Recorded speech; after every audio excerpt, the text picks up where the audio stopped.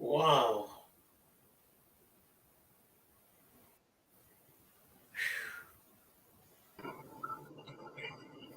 I'm not gonna play no more videos anymore. I'm not. There we go. No, because Let's, I get an email. That's it. It's a warning that told me. What's that? It's a warning that told me. Hold on 1 second. I think I turned my volume down. What'd you say? That told me it's a warning. A warning? Yeah. Okay. That's good. Yeah, because if you don't stop nothing, it's a warning that said. Yeah, that be means careful. They said. Yeah, be careful. So let's just restream someone else's. Okay. Okay, where is it? Did he just end it?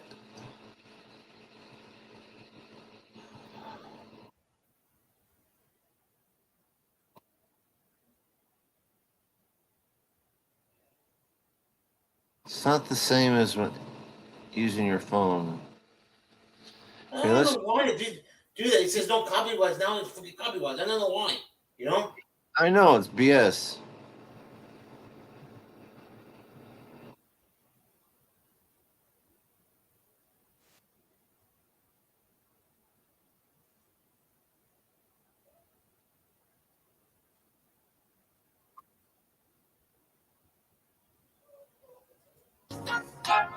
It is such a good night to kiss. It is such a good night to dance. It is such a good night to Scooby-Doo-Doo-Doo, Scooby-Doo-Doo-Doo, Scooby-Doo-Doo-Doo, love.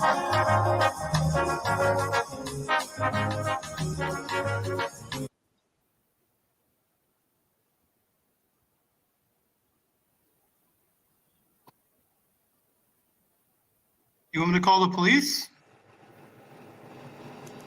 You want me to call the police, or do you want me to not call them? You just want to talk? I just want to have a conversation with you. All right. You're in a. Do you mind putting pants on for me at least? Okay, that's fine. Hold on 1 second. Okay, so you didn't even go over there? Do you know that you just invited her over here? Do you know that that's attempted rape on a minor in New York? It's a first-degree felony. If I called the police, you'd be fine. I'll be right back. I'm going to get some. I don't want to talk to you through a door. Okay. I just want to make sure you don't do this again. Okay, but we have to have more dialogue because. Okay. We got to go over the messages, dude. That's how this works. I just drove 44 minutes over here. Listen, I'm not here to hurt you. I'm obviously recording for your safety.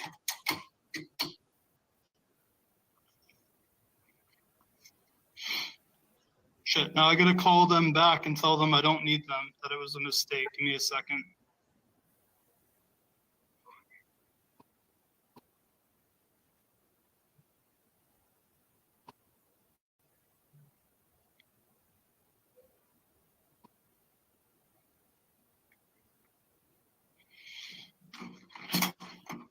All right. Is it cool if we talk? Like, I don't want the, because here's the thing. I don't want that thing stopped. No. I apologize for what I've done. I don't want to do it again. Listen, I completely understand. All right. I just don't want the hotel to be like, who's this guy standing in the hallway at the store talking to it, and them call the police. Okay. You don't have any weapons or anything, right? I'm just letting you know I'm recording for safety. So I got 2 friends watching this. They know where I'm at. So do you mind turning the light on for me at least? Or, well, that light works, I guess. If you want to sit on the bed, I'll sit in the chair. So right here. That's fine. Look, ask the questions you have to ask. Okay, that's cool. The whole reason is just for accountability. I can see that you're upset, so just take a deep breath, all right? I was actually about ready to sleep, and That should. came up. She was going through here. And you blocked her, dude. Like you blocked her earlier. And Hey. I honestly felt like, okay, when this is a 14-year-old girl, I'll be a nice person and unblock her. But then you invited her here. Like, for all you knew, she got in the car and drove all the way out here, or had a friend drive her. What time is it right now? Didn't even look. You've been talking to her since, hold on, let me tell you. You sent the first message to her at 6:03 p.m. So you didn't, so what was the whole thing? Oh. So then, like, why did you, like, go with the whole thing saying that there were cops there and everything? Because there really wasn't cops there. Okay. I felt that was a good way to try and bail out of it. Oh, there's cops there, so I got scared. You should have left it like that and blocked her. Listen, if you would have just blocked her then and didn't message her again later tonight, and I'm like, how many different accounts you on? Because she kept getting banned, and then well, no, the accounts literally kept getting banned. But I mean, oh, you were the one reporting. But you do realize it's all for naught because you invited her here.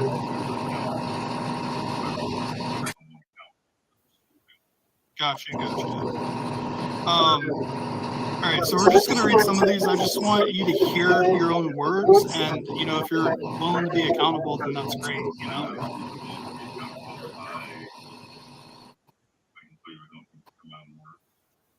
It's kind of, do you see my shirt?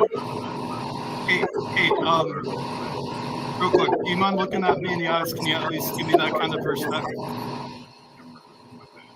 It's already seen your face at the door. It's not going anywhere. It's just here for safety. Indiana?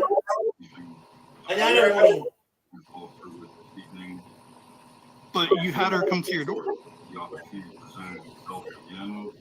How did it present itself to you? Because she was blocked. I felt I was a nice person and unblocked, possibly be fortunate. I shouldn't go through that sort of thing. I have a daughter myself. How old is she? My daughter is 18. Okay, well, she's at least of age. But yeah, so like, do you see my shirt? Like, this is what we do. We go around. I'm independent. We don't call the cops on everyone. Okay, we don't call the cops on everyone. Like, you're willing to have a conversation. That's really all that I want. And I can say honestly, this is my first time ever going to the homeless them.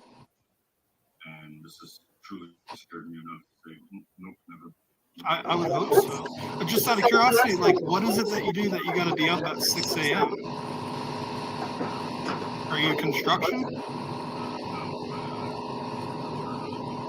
Gotcha. And that's why you have the rental with the Vermont tags outside? Okay. I mean, like, obviously, I didn't have to come in here and give you the opportunity to talk. All right, what's up, buddy? The police, because I already had your plates and vehicles. They gave me another warning. That was enough. They could have gone to the front desk to the hotel, and they would have. They register plates at this hotel. What is this? this? So I'm giving you the common courtesy to go through these messages. I want. How is this copyrighted? I know. I think I think the fucking tours are reporting me. The tours. I bet you. This isn't copyrighted. This was just live just a few minutes ago. I know. Let me go check my email again. Our shirt's about the same thing. Oh, maybe I think it's probably maybe I think it's from the other video. Maybe it was all my own. Let me see.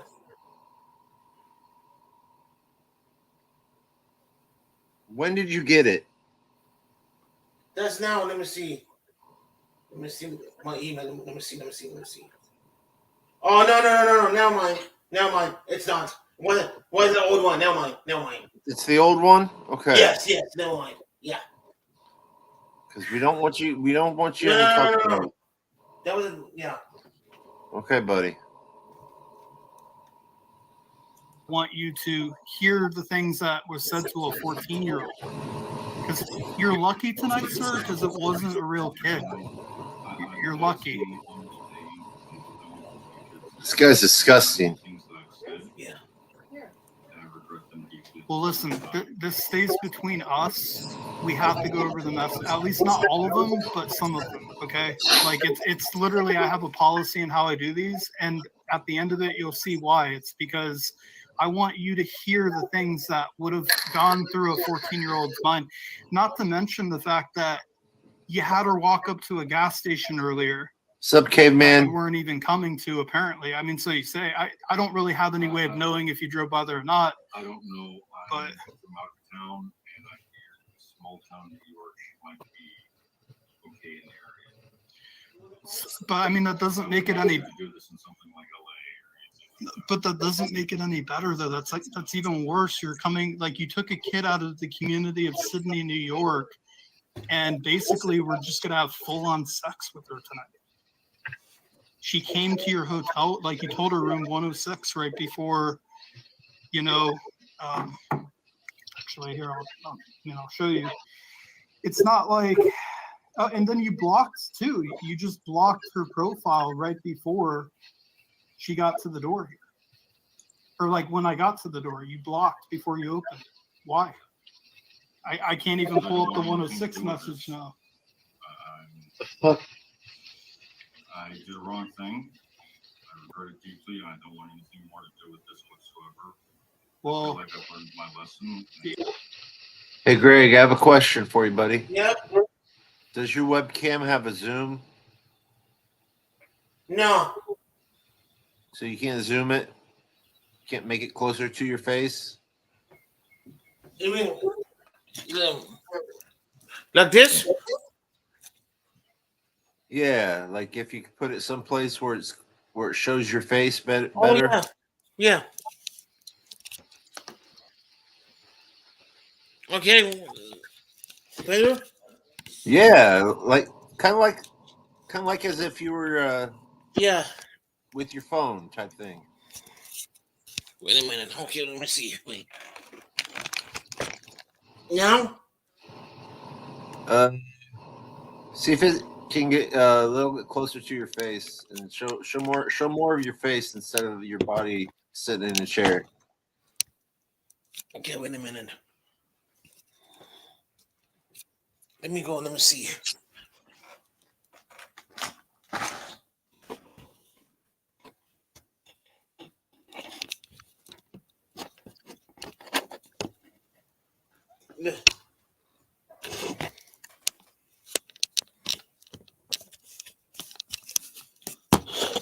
Like this? Oh no.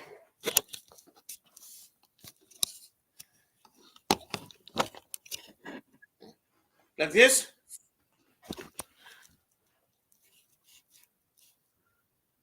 Yeah, like that. That'd Okay. be good.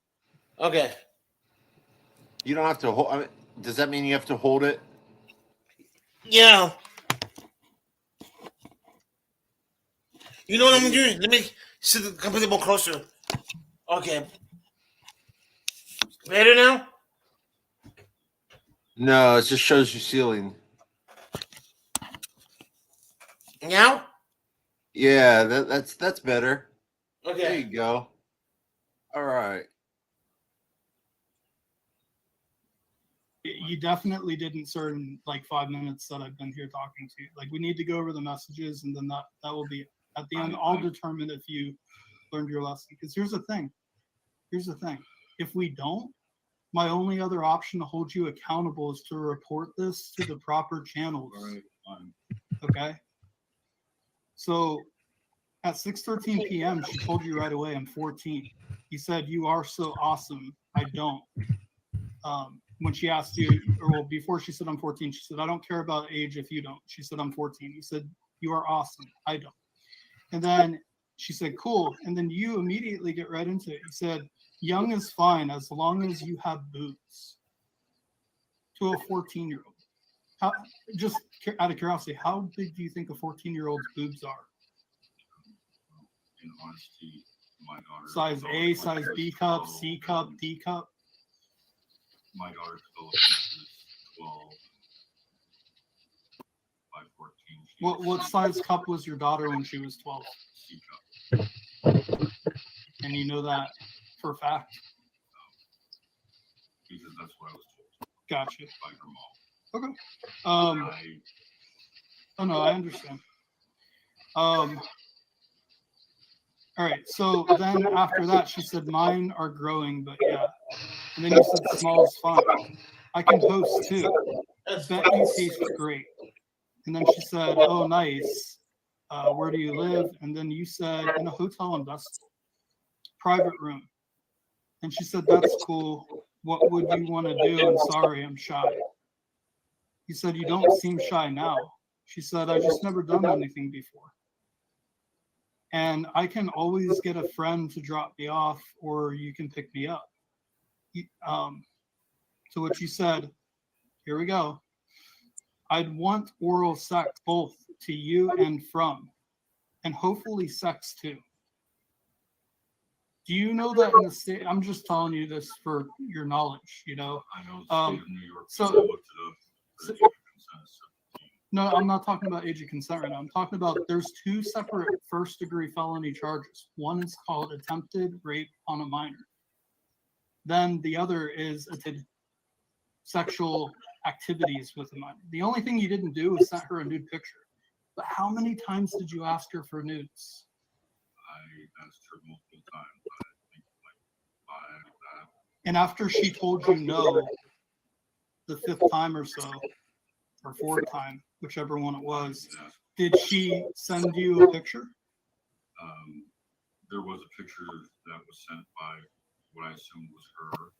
And you assumed she was 14. I saw Obvious. her and thought, no, that could pass for a 14-year-old. So do you Honestly, in my opinion, it looked realize that right, you received, fortunately, obviously, we're not going to send you CP, but I do you realize that you accepted when I CP believing that it blocked the was? account, I believe that I don't have that anymore. But yes, I understand that I was a recipient of CP, Okay. child pornography. Sure, the word. I usually just say CP just because we say it so many I times, but understand your recording, so if they need to hear the words or whatever. no, that's fine. Have you ever used an app called Telegram? No. You haven't used? No. Okay. Other than I think my daughter mentioned it years ago was like a messaging app or Well, something. your daughter definitely shouldn't be on that app. That's like the worst one. It's encrypted, so like people trade CP on their like their She got Pokemon onto Go a cards. few websites, and when I found out about it, I told her not to be on it. But Gotcha. she's of age. It is what it is. No, I understand. Could you admit that Grindr is probably a terrible place for someone that's 14 years old to be on? Yes, absolutely. Like it's really like a horrible place. And It is. would you think it would Grindr is be? a place that men meet men for sex. I Right. personally don't understand why a 14-year-old girl was on there, but Oh, kids will be kids. They can't they get consent curious, though. they explore. Would you and, think it's fair? Yeah, someone bad like me that did something bad, even though he might have thought different thoughts later on, still could have gotten lured in by it. Would you think it's fair to say that you probably should have told her to get the hell off of it and then reported her then before the damage was done? Like mentally, That would like the have been things you better to said. have done right from the get-go. Gotcha. Even when she was on her way over, I could not believe this was actually going to happen. My heart was racing. I wasn't sure I even wanted this to happen. Well, if you Because I weren't failed sure, the first time by not even showing up. did you provide her the address to come over here? I did, yes. Is it But fair to with say that that- she would not have been able to come over here had you not provided your location? No, that would not be fair to say, because I took a screenshot of the actual web address. I would assume that a 14-year-old kid knows a little thing or two on the internet, and they could have easily looked that up. What, hotels in Ventnor? Or what's the name of the town? It's Ventnor. You do realize there's like a lot of hotels here, right? With a lot of hotel I know rooms in there's each hotel. plenty, but I gave the hotel name. Yeah, no, that's what I meant. All right, so, and you did say I'm a really nice guy. I don't think you were gonna force yourself on her, especially the conversations you were having on our way over here. I honestly can say I did not want to do kiss, for example, I wouldn't push that to kiss. If she didn't want to perform oral, I would not push that. If she didn't want this, I would not push that. It seems to me that it would be an unfair thing to do, push someone to do something they didn't want to do. Gotcha. So what was I gonna say? Let me get back over here. So you said before that you said or well, she said, I'm down for whatever as long as you're teaching me. You said, I'll be happy to teach you. So, like, what exactly were you going to teach this 14-year-old girl? I didn't really have an idea of what exactly to teach her, other than what she wanted to be taught. So, she didn't really say what she wanted to be taught, but No, I was. Would you say you were in over your head? I would definitely say I was in over my head. And, So then she told you that she'd be free around 7:30, and then you said, can sooner than that be possible?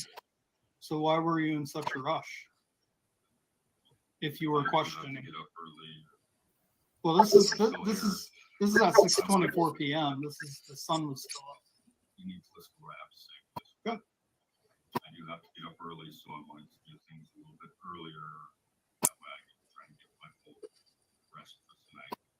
Gotcha. Sorry, let me get over here. So then shortly after you said, may I see some naughty pics of you? I'll share some of me, please. She said, I mean, I don't have any, but I can sneak out before my mom leaves.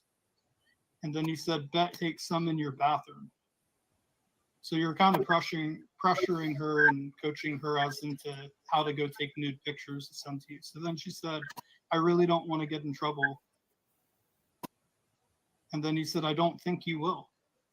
Well, if I gotta wait for you to get here, I'd love something to bide my time with. So was that like, that was in reference to she sent you a nude picture, you can bide your time until she got here? Gotcha. Or something of just so you can bide your pleasing time. lines to help encourage my desires to be with her. Gotcha. It was a cute face.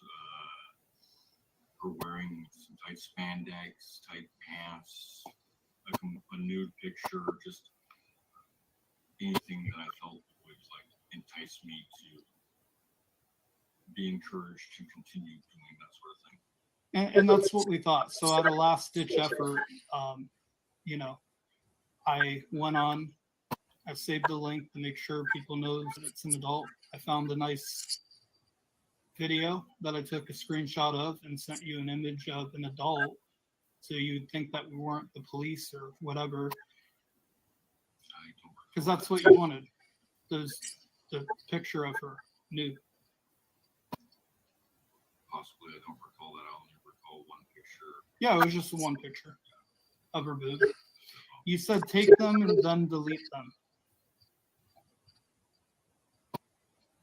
Yeah, I did. So then you made what was The the reason for saying that? Go. Because I was going to delete mine as well. Then neither of us can be accused of having child porn on our phone. Right. No, I completely understand that. Absolutely. What was the statements to her about her mom? What was that all about? Honestly, like, were you thinking like mother-daughter action, or was it a fantasy? I was honestly preferring more mom than daughter because our young mom. So run me through this real quick. So you're gonna try and get to the mom through the daughter on an app she shouldn't be on, and have the daughter set you up with the mom? I don't know what I was thinking, but yes. Because you said she can join. And can you? Well, you also were talking about a friend. So then you said here, I know 14 is 3 years under the age of consent in New York State. I'm 45. I know age is the number. Are you actually really 45? Okay. Honestly, once I told her that I was 45, I was blown away that she was still considering it. Because I honestly feel like I'm the person grab a tissue. Yeah, no worries. And then he said, show me your boobies and I'll be on the way. Please. So finally, that's when we sent you the pic, because at this point, it's like, well, if you're not going to come if we don't send you something, there's no way we're ever going to be able to have a conversation with you about this. And for the most part, it worked. It just took hours before you unblocked her and sent her a message again to initiate, conversation. So then you asked her, should I go to the high school? Why would you want to go to a high school to meet a child off of the date hookup app or whatever it says? I was honestly thinking a neutral site, someone of her age. So why not a park or the gas station or the mall or the grocery store? Like, why high school where there's more kids? I honestly can't say why I chose that particular spot other than neutral ground. That's understandable. Okay. I mean, I honestly felt like it was somewhere where she could feel somewhat safe. Okay. And like if I pulled up and she didn't feel okay, she could go away and go talk to a teacher or something. Right. So later on the next account, after she got banned the first time, he said, I do want to lick your pussy. And then she said, when you coming at the gas station I sent you, okay? And then you said a lot. I love it. She said, I guess you can't say I'm 14 on here with numbers or something. She was referring to her being banned for, saying she was 14. At that point, I still have not left my location to go and meet her. No, I understand that. But so this was earlier today. But if, like, say we're talking about, like, right this moment, right? Like, we'll go back an hour.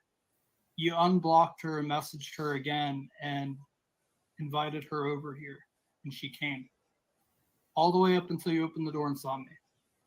Now, what just say, hypothetically speaking, if that was her standing at the door, I don't think you were going to turn her around and tell her friend to come pick her back up again. She's already here at your door. And you answered the door wrapped in a bath towel naked. Was I wrong? You were not wrong, but I was in bed when I messaged her. And, like she that's came. the way I sleep, so you having company, I would tell and cover myself up appropriately. So she came in, and is it still appropriate to be naked underneath the towel wrapped around you like a toga and a 14-year-old being here? Doesn't make it any better whether you're sleeping or not, but I had to ask you to put clothes on before we could talk. So I mean, like, would you say that you got carried away here? I would very much say I got carried away. All right, well, I'm gonna tell you what I'm gonna do. Something like this was going to happen when the whole thing was initiated, but well, and that's why I'm here. So you don't do this again, or don't have the chance. How long are you in New York for? Like, how long are you here for? Does it matter? Yeah, it does. I just want to know how long I have to look out in the area for you online. Me, myself, I should be here till End end of May. of May? Okay. So I'm just letting you know, like, we're on every single app. You can go on Growler, Grindr, Meet Me, Tagged, Tinder, Hinge, whatever. Like, we're on every app. So were you not as concerned with having her come from Sydney just because at that point you figured, like, oh, well, Sydney Police Department, they're not going to come all the way out here to come get you? Oh, okay. Well, I was just wondering, like, why finally you provided the address opposed to, you said that you didn't actually drive over there, which is fine. I can't prove it either way. I don't know that. But what I can speak on is you gave an address and she showed up. So Someone like her was supposed to show up, yes. Absolutely. All right, so this is the part where I'm going to leave you. Please don't ever do this again. It was very foolish. Very foolish, and I don't ever want to have this sort of situation ever again. So why even bother going down that road whatsoever? Oh, one more thing, and I'm just letting you know this. The only other, so I'm going to give you two options. All right, this is the last part of. You're not going to be happy with either option, but I can tell you option A is probably the best one. All right, so option A, I'm not on video. I need to take a picture of your driver's license. So if I catch you again, I know what to tell the police.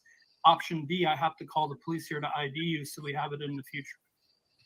So I prefer option A because I really don't feel like sitting here. Better, but, I'm not going I to have listen. to say, honestly, I am. taking a picture of my license.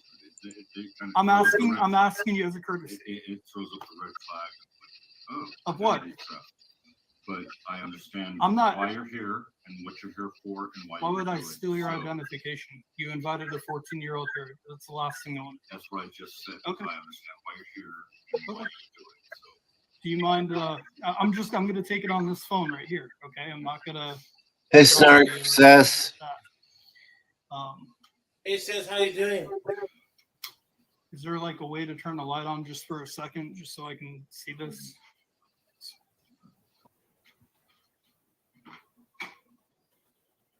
Appreciate it. You want to set it over there just so it's in the light? Thank you. So if I catch you again, just so you know, I have your lights. you have full rights to put a bullet in my head. No, we're not violent, Or sir. take me to jail, whatever. I mean, honestly, We're not violent. bullet in my head would be a better thing going on. So are you like, if you're saying that you want to harm yourself, I have to go to the police. No, I'm not saying I want to harm myself. I'm saying there are better options to what has been done. Okay. Well, I'm not here to judge you in that manner, sir. I'm here just to talk to you about these messages. I'm not here to, cause you harm or anything. I just want to make sure you don't affect our kids anymore. That makes sense. Yes, absolutely. All right. So I'm going to go and stay off the internet. I'd suggest, if you can't control it, delete everything you got. All right. Thank you. Thank you. I will. All right, time to call the police. But first things first. Let me go let the hotel manager know what the hell's going on right now. And get this guy kicked out of this hotel too.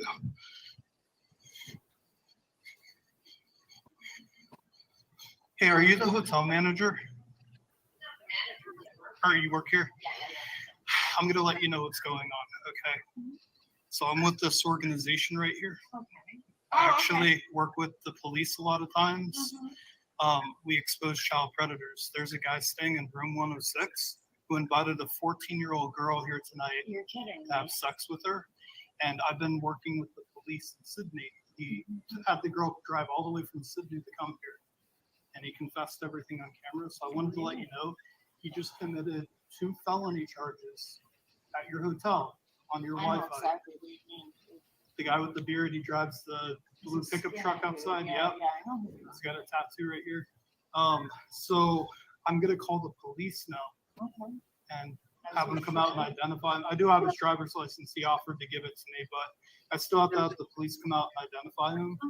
But I just want to let you know I'm not like causing any problems. No, He peacefully hey, I talked to me. appreciate you letting me know that Yeah. that's happening, and I know exactly who you mean. He tried to, see, he came up one night, he was drunk, he came up to the desk to me, and he's like, I just got catfish. I go, what do you mean by that? And he's like, well, I tried to meet a prostitute or meet me. Oh He my said, God. and a dude came instead, like some gay guy or something, but What the hell? so I already kind of was like, there's something wrong with Well, that he's guy. not drunk tonight. He seemed pretty coherent. Just he got caught. I'm gonna call. I don't even know which police. So I'm just gonna call 911. But then they gotta call Sydney. Huh? He's here. Oh, I know. He's here through May. So, What's up, TJ 4.0? What's up, GJ? Football? How you doing? hey, what's the address here, real quick? It's 3603 Vestal Um, Parkway. I'm at. What is it? 3603 Vestal Parkway, Homewood Suites. Yeah, I'm at Homewood Suites off of Vestal Parkway. 3603 Vestal Parkway. I'm at the Homewood Suites. Yeah, let me step outside so I have better reception. It's going to be room 106 on the bottom floor. And yes, sir. And when your police officer gets here, I'm going to have them call the Sydney Police Department and have them explain to them everything. There's an officer there that's going to talk to him, but I'll give you a brief. Okay, so we have an attempted rape on a minor. An individual contacted a decoy in Sydney, believing she was 14 years old, and lured her all the way from Sydney to this hotel to have sex with her. He showed up to the door naked. We have it on camera. All right. You want to watch something else? Yeah. Okay. How about this one? It's called The Teen Boy Who Murdered His Family Over a Video Game. Yeah, please. Okay. The first thing I did was I looked at the bottom. It says, great effort is made to ensure all of this material falls within the guidelines of fair use. No copyright is intended. So hopefully, yeah.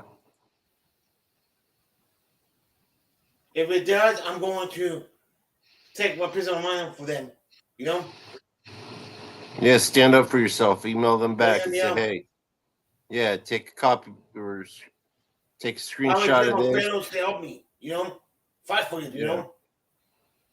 Tell them to go screw themselves.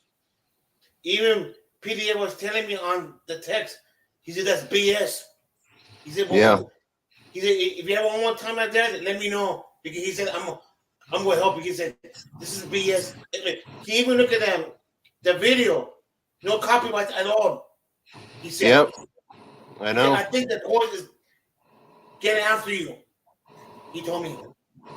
Yeah. He said, be very careful, he said. What? He said, be careful. He said, thank you. He said, if you think Indiana is with you, he said, be careful. He said to me, PDF. Yeah, you like what to watch on TV, or more serious issues like finances and partners. But when stubborn child Daniel Petrick clashed with his parents over a copy of Halo 3, their battle would end in the most unthinkable of ways, leaving one dead and another fighting for their life. Daniel's story would not stop there either. Outrage aside, it was the next case to spark nationwide debate over the video game industry, and further question the notion of violence for entertainment. But who was Daniel Petrick? What actions did he take against his parents? And what was the aftermath? Good morning, good afternoon, or good evening. What was the aftermath? My name is Adrian, and welcome back to Coffee House Crime. Today we're looking at the case of Daniel Petrick. You know, I used to play a lot of video games while growing up. Things like Call of Duty, World of Warcraft, Battlefield, back when the series was good, and even GTA. To say that gaming was a large part of my life while growing up is quite an understatement. I made many friends who I still know today, learned a fair few things, and had a lot of fun. However, there is a very fine balance when it comes to video games, and that's a balance that parents have to decide for their own children. But who knew that it could end in murder? Before we begin, and just to let you know, that I post true crime and strange cases here weekly. So if that does sound like your kind of thing, please consider subscribing to the channel, it really does help me out. And now, with that said, please grab yourself a coffee, pull up a seat, and get ready for the deep dive. This is the case of Daniel Petrick.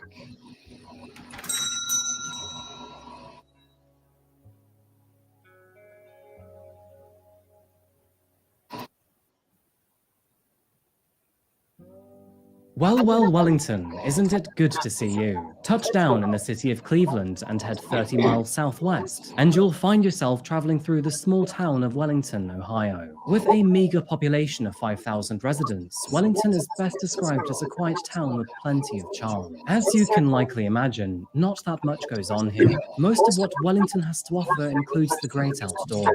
The town has a library, a middle school, a town hall, and this weird train thing, whatever it is. Not a lot for a young kid to do, as you can likely guess. And this is perhaps something to keep in mind while going through our case today. Anyway, it's here in the leafy neighborhoods of Wellington that we find the Petrick family. Susan Petrick, aged 43, and her husband Mark were the proud parents of their two daughters, Heidi and Holly, and of course, their son, Daniel. The Petricks were a typical suburban family. Susan and Mark had been married for around 23 years. Focusing on Susan, she was born and raised in Cheverly, Maryland, and it was after attending Valley Forge Christian College in Pennsylvania that she met and fell in love with Mark. At the time that this story takes place, Susan was happily working in Weber's Healthcare, a nursing home found within Wellington. Whereas for Mark, he was a Pentecostal minister at the New Life Assembly of God. As a result, all three children were raised in a Christian household. They were all described as having a good relationship with their parents, and the family home was about as peaceful as a family of 5 could get. Focusing on our main character of the story today, Daniel Petrick was a 16-year-old kid who fit the American standard. Born on August the 24th, 1991, he was 16 years old at the time this story took place. Growing up, his friends and family described him as a normal and happy teenager, fun to be around and friendly to talk to. To add to this, he also appeared to be very enthusiastic about the Bible in his younger teen years, and remained out of trouble while at school too. And although he may not have been the brightest crayon in the box, he certainly was not the most dull either, and was able to consistently achieve average to good school grades. Being a teenager growing up in a small American town, it is no surprise that Daniel found quite a large interest in video games. And unfortunately, after a spinal injury, this interest would continue to grow. After contracting a spinal injury during a skiing holiday, Daniel was housebound for more than an entire year. As a result, the TV became his best friend, and eventually the Xbox did too. But herein lies the problem, because although Mark didn't mind video games, he despised violent ones, and that's when Daniel started to take an interest. You see, at the time, in the year 2007, parents were not too sure what to think about violent video games. The realism was relatively new, and they didn't know how it would affect their children. Actually, even I faced this issue. I was 15 years old at the time, and my mum was not comfortable with the game GTA. In fact, it was banned in the family house, and so I snuck around a friend's house to play it instead. You know, at the time, it really aggravated me, but I guess in hindsight, I fully understand why she was uncomfortable. So, I guess, Mum, I'm sorry. Anyway, this was when Daniel and his friends all found an interest in Halo 3. And back in the Petrick household, that's when tension began to grow. No. Do you love getting high, but smoking hurts your lungs? Get down. Covered. You need to try these Delta 9 gummies from Mood. I always get my products from Mood because they carry the highest quality, lab-tested products in the industry. And these smell... I hate ads. For those Yeah, of me too, I know. Halo is a first-person shooter that puts you in the shoes of Master Chief, an enhanced super soldier that must fight aliens and parasites. Halo was massively popular back in the day, and still has a very loyal fan base. It was the best-selling game of 2007, and even still today, is considered to be one of the most influential FPS games of all time. So it's kind of obvious why a 16-year-old would love to play this game, and especially if all of his friends were playing it too. But Daniel's gaming habits remained unchecked, and he would play more than 8 hours of video games every single day. And when his father banned Halo 3 from the household, he would simply go over to his friend's house instead. And as you can likely imagine, as the consequences against Daniel increased, so did his reaction against them. Tensions really began to build in October 2007, and it all started when Daniel asked his father if he could buy him a copy of Halo 3. The answer was of course no, which provoked a tantrum from the teenager. Mark remanded that his son was to stop playing all violent video games. The man was very closely aligned with his Christian beliefs, and thought that these games were bad for Daniel's mind. He therefore gave his son an ultimatum: stop playing Halo 3 or move out of the house. Daniel, being the short-sighted teenager, picked the latter, moving in with a friend for several days as they played games for up to 18 hours a day. However, when his friend's parents grew concerned, they requested that Daniel moved back home. Naturally, this did nothing to fix the tension between father and son. Mark's boundaries remained very clear, but Daniel was ready to test them. After sneaking out of his bedroom window, Daniel traveled to his local GameStop to buy himself a copy of Halo 3. However, after bringing it home and sneakily trying to play it, his father caught him in the act. And as expected, a huge argument broke out between him and his parents. Confiscating it off of him, Mark placed the game inside the family safe, storing it next to his tallest PC-92 handgun. Both of these things were inaccessible without the safe's key, which Mark kept in his own secret location. And with both objects strictly out of access for the troubled teenager, Mark hoped that the issue would settle down in the coming days. But unfortunately for him, and even more unfortunately for his wife, these hopes would be dashed in the most horrific of ways.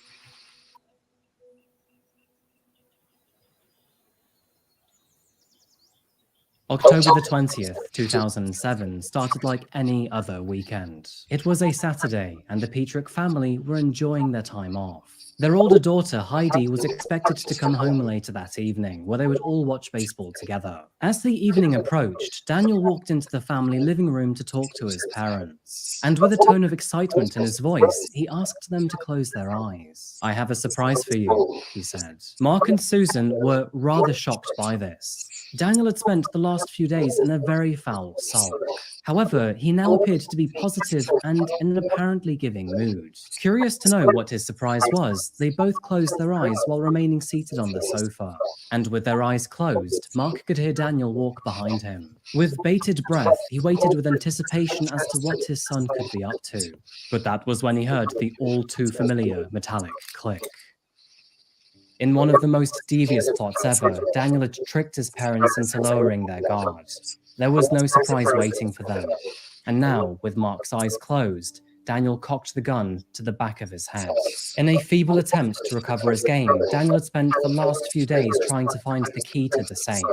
And now that he'd opened it, he found the gun next to his copy of Halo 3. It was then, armed with his father's handgun, that Daniel stepped into the world of irreversible actions. He shot his father once in the head, before firing 4 rounds at his mother. The bullet to Mark's head had incredibly not killed him, but he was only a hair's breadth from death. As for his mother, she had unfortunately died, making Daniel a cold-blooded killer. It was at that moment that, out of sheer coincidence, Daniel's sister had just returned home with her husband. And after knocking on the front door, Heidi was greeted by Daniel. But something immediately seemed off about this. After asking if she could enter, he replied with, "You shouldn't come in. Mum and Dad had a big argument." Heidi could hear moaning in the background. It was her father trying to call out for help. That was when she pushed past Daniel, and while she realized the horror that had just unfolded, Daniel had rearmed himself with the handgun. Now, fortunately, his sister's husband thought very quickly and was able to pull the gun away from him. It was only now that, with the weapon wrenched out of his grasp, Daniel took the opportunity to flee. And of course, this was with his copy of Halo 3 in hand. What's going on? I don't know what happened. I just came over to my parents' house because we were going to watch the game. And my mom is shot and my dad is shot and my brother's here. Does anybody know what happened? Did your brother shoot your parents? I don't know. I think so. Whatever the plan was, Daniel would never get the chance to play Halo 3 again, because shortly after fleeing with the family van, several police officers were able to locate, apprehend, and arrest Daniel easily.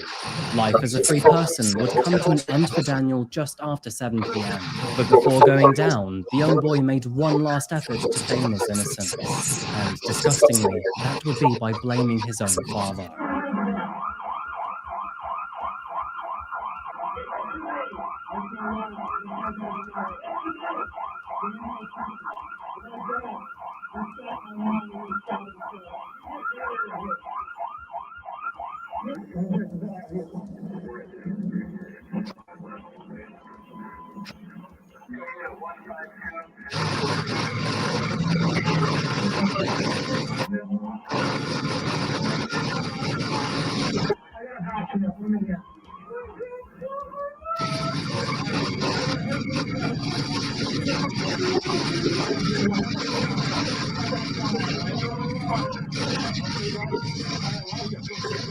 While Daniel began his battle with the law, Susan's body was recovered by forensics while Mark was busy fighting for his life. Susan had been shot 3 times by Daniel, once in the chest and then the right arm, with a third and final shot to the head. She died almost immediately. As for his father, Mark, he was rushed to the nearest hospital where doctors did their very best to save his life. After feeling his head turn numb through a shattered jaw, Mark fell unconscious and slipped into a coma. In the meanwhile, the interrogation room was not a friendly place for Daniel. Both he and his story were heavily scrutinized under a fine lens. And the harder that officers pushed him, the closer he came to cracking. Hours into the interview, he finally gave up his story and confessed to his evil actions. Although the clip is not publicly available without copyright infringement, Daniel said the following to investigators. "I was sitting in my room, and then my dad was just yelling, just screaming at my mum. My dad walked into his bedroom and then walked back out. And then I heard a gunshot. I ran out there and my mum had been shot. He pointed the gun at me, and then he said he was sorry, and then he shot himself." Thankfully and miraculously, Mark would slowly recover from his critical injuries. However, this would only be after spending 2 weeks in a coma. However, doing so would come at the terrible cost of several realizations. Not only did he have to regain and relearn all of his bodily function, but he would also find out that his wife had been murdered. To add to this pain, Mark would never get full closure by attending his wife's funeral, which had been held during the 2 weeks that he was still in a coma. It was now, through his physical struggles, that an emotional struggle raged within. His very own son had shot him and killed his wife, and he'd have to work through these devastating feelings.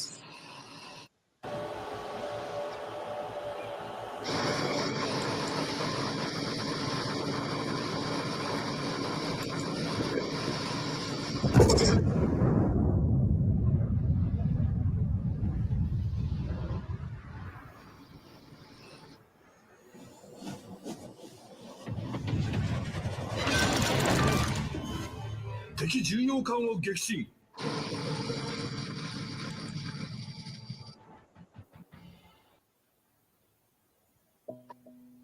As you can likely imagine, Mark received a lot of attention due to the unimaginably difficult predicament he found himself in. He even admitted that, after finding out what had happened, he initially hated his son, so much so that he internally debated killing him at the first opportunity he had. However, being a pastor, he said he turned to God to help him forgive his son as he recovered from his own wounds. During this time, he often reflected on one specific quote from the Bible. "Forgive them, Father, they know not what they do." And slowly, over time, Mark eventually forgave his son. Both of his sisters would eventually too. But in the meantime, and before Daniel's trial would commence, Mark had to recover.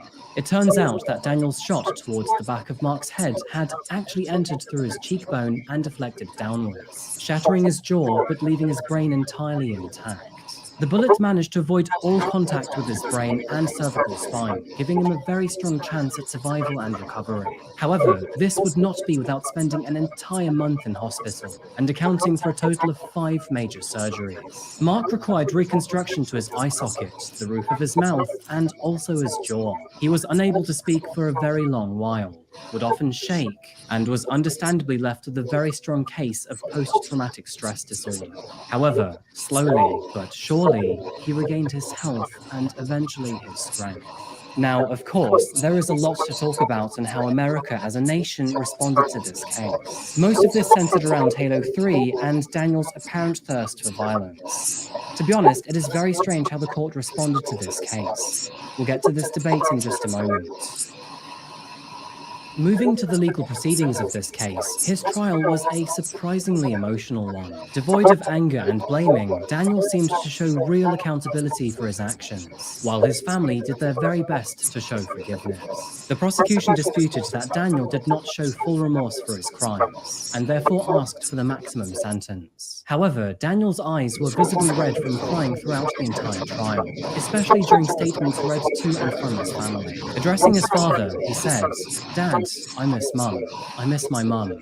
I don't understand why I did something so terrible. The defense also argued that while he did take accountability, it was his parents that gave him the Xbox console, that he was at the mercy of Halo's violent influence, and that Daniel heavily and unnaturally relied on the console for entertainment due to his spinal injuries. It was also highlighted that he never showed any signs of aggression before the murders, and had even tried to reason with his parents by seeking guidance on Christian websites. However, the prosecution argued that this was a cold-blooded attempt to murder his parents, motivated by a deep anger after being banned from playing Halo 3. They further highlighted his malicious intent during the murders. Not only did he conduct them with trickery, but he tried to frame his dad too. It was revealed during the trial that, as he lay there dying, Daniel planted the gun into Mark's hand and said, "Hold on to the gun, Dad. Hold on to it." It was majorly accepted that Daniel had intended to kill his father, and that his life was unintentionally spared when his daughter arrived home early, therefore scuppering Daniel's plans. When it came to his father, Mark could have been the man to save or sink his son's life. As a man who loved his son, but also lost his wife, he faced the most difficult of decisions. He could either seek absolute justice for Susan, or salvage what he had left of his family. Mark responded in the most noble of ways. He would visit his son every week in the month leading up to his trial, listened to his thoughts and feelings, and then went with what he thought was true. Addressing the judge and the courtroom, Mark forgave his son with love and understanding. He said he believed that his son deserved a second chance, only after allowing the pain that runs deep to better him inside.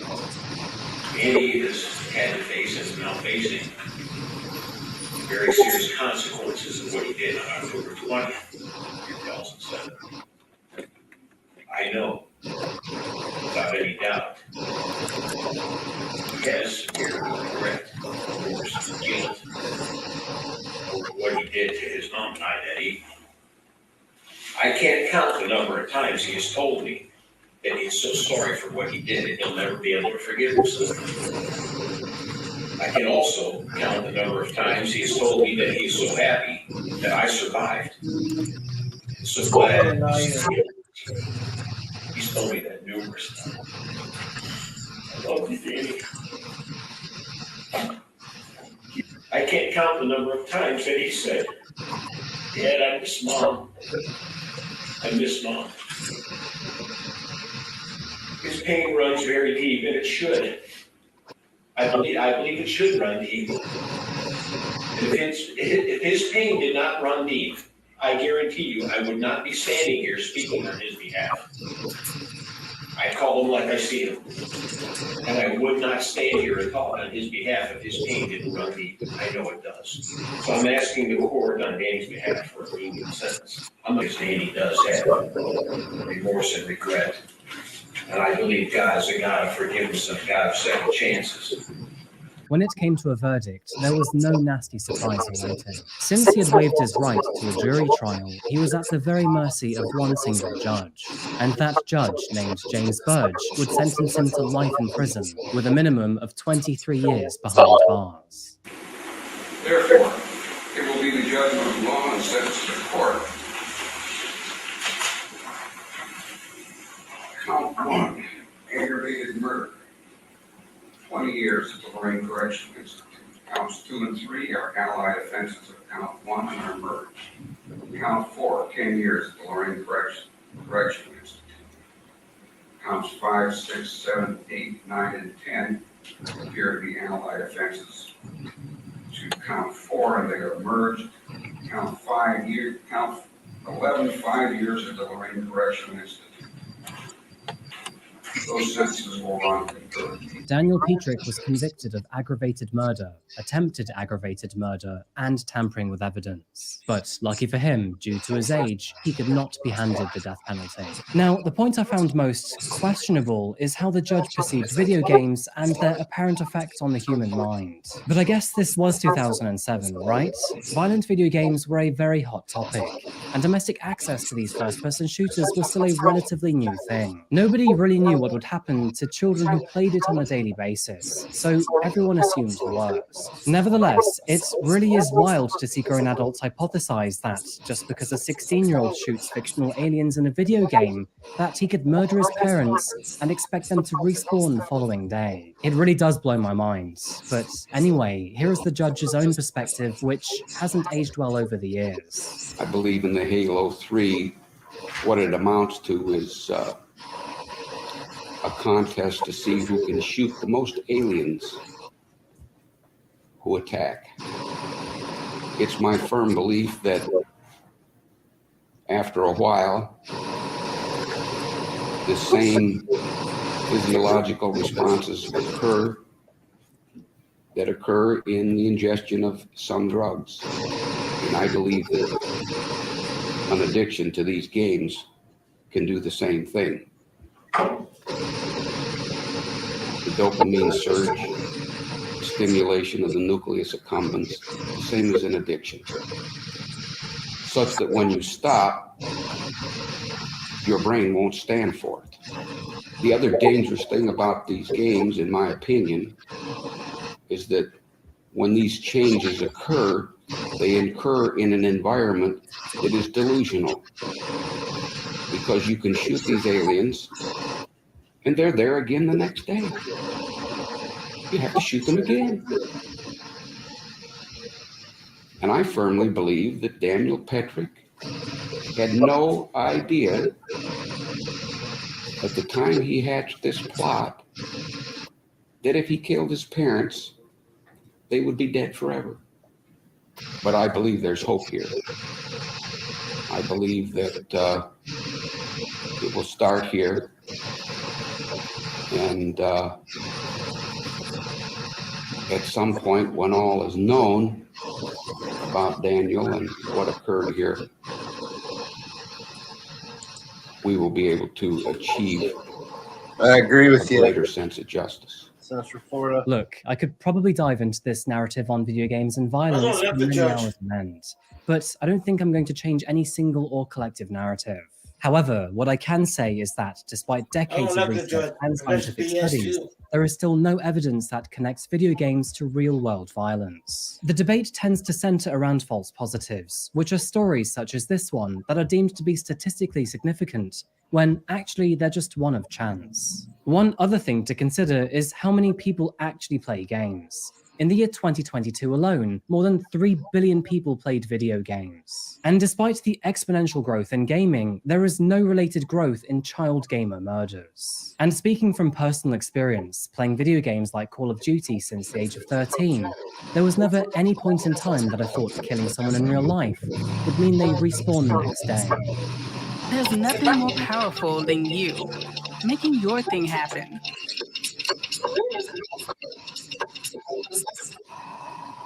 All right, let's try this one.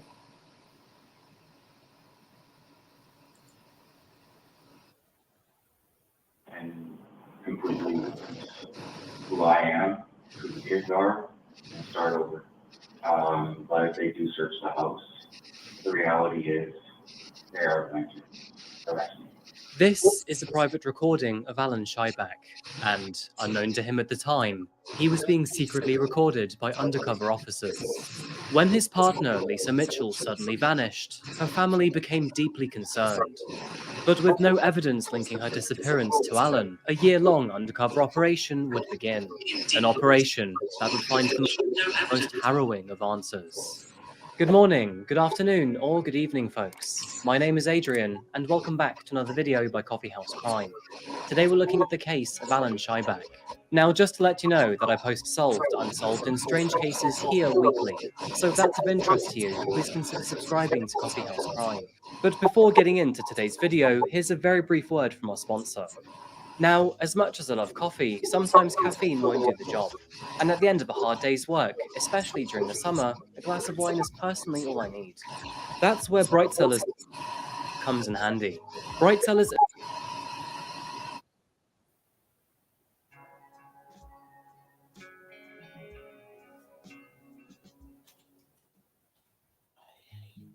It feels like only yesterday that we covered a case from Canada, but today we once again journey back to the Great White North. This time we're heading to the city of Calgary, found on the edge of Banff National Park.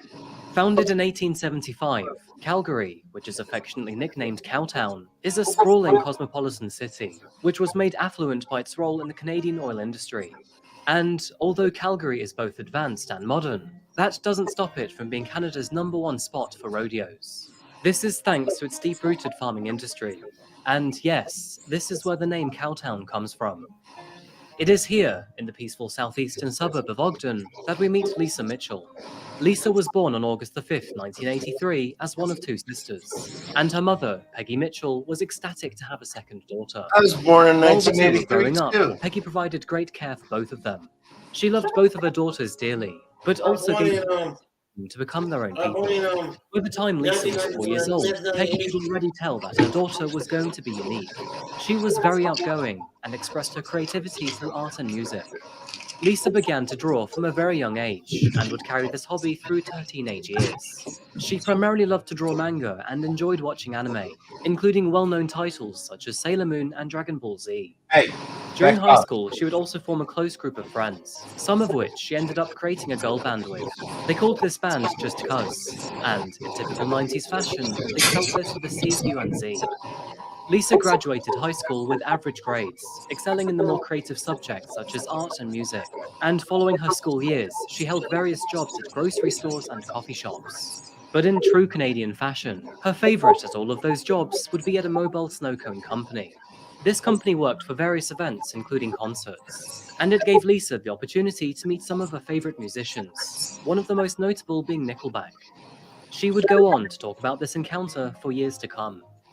Not long after this, Lisa started to frequent a restaurant found in the northeast of Calgary. Needless to say, she enjoyed the food here. And as it turns out, one of the sous chefs enjoyed her presence too. The man's name was Alan Shyback. And although Alan was, in fact, shy and introverted, he did manage to strike up a conversation with Lisa. And from here, a relationship blossomed. Now, to begin with, their relationship was happy. But in the background, things were not going so well. Lisa's parents didn't like Alan too much, as apparently he dampened her mood. Lisa had always been an outgoing and vivacious young woman, throwing herself into opportunities and new situations. But Alan, on the other hand, was reserved and outwardly negative. And these differences between them would eventually form cracks in the young couple's relationship. After this, things became turbulent rather quickly. After 5 years together, the couple would eventually separate. And soon after this, Lisa started to date other men again. Although she seemed to have gotten over Alan, this feeling was not mutual. Alan had found it difficult to move on, and so, several months later, he resurfaced back into Lisa's life, begging for her to give him a second chance. Now, Lisa had already tried to move on, but none of the men that she had met so far had matched her connection with Alan. So, when he flashed an engagement ring right in front of her eyes, the relationship explosively resumed. Although arguments recommenced not long after their engagement, they simultaneously made the decision to start a family. This began with a baby boy, and 2 years after this, his younger sister followed.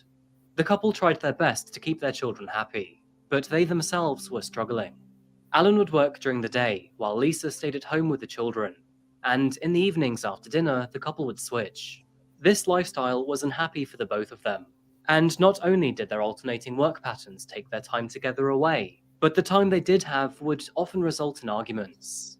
The arguments became so heated that eventually they became physical. The two would often go as far to shove and slap one another.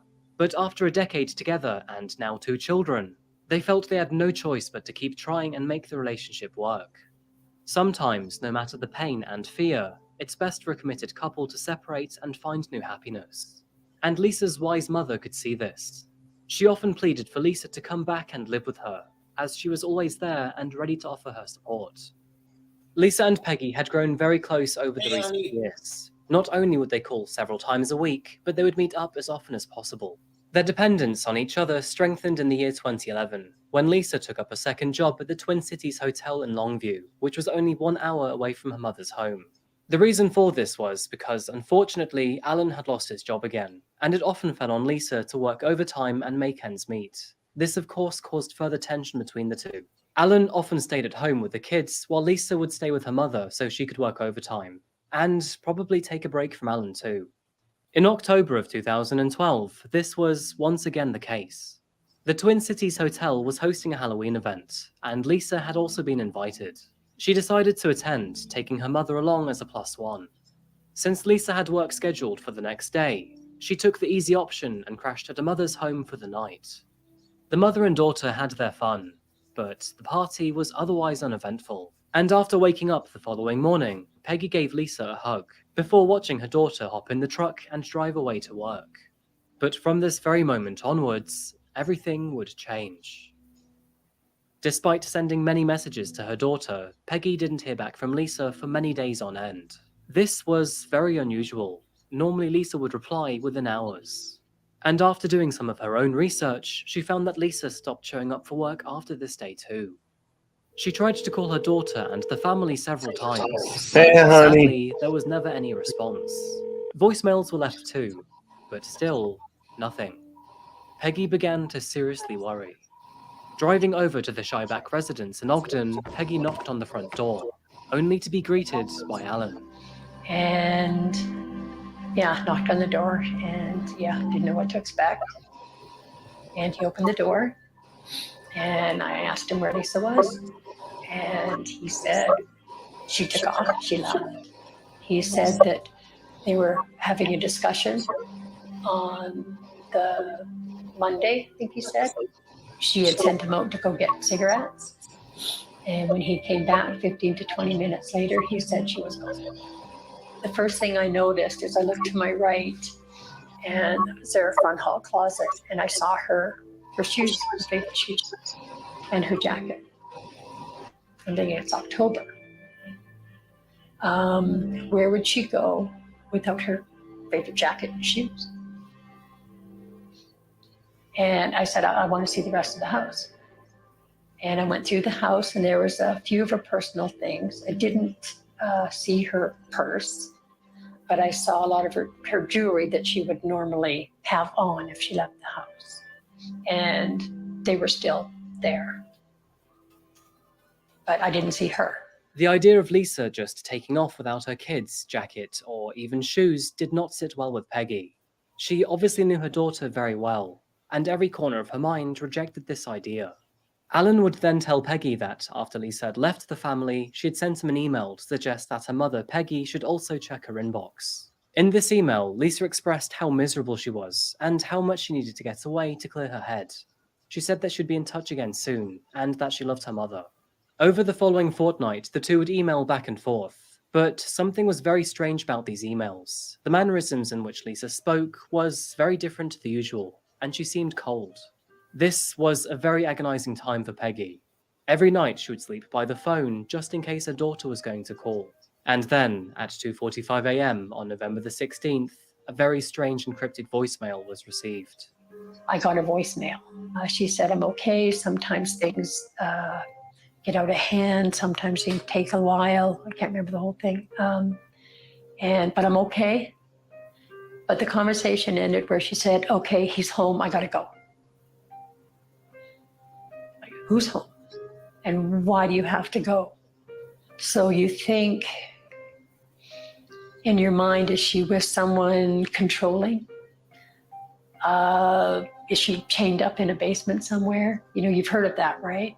And is they controlling him? Like, why can't you have a conversation with your mom? Like, who is this person that you're with?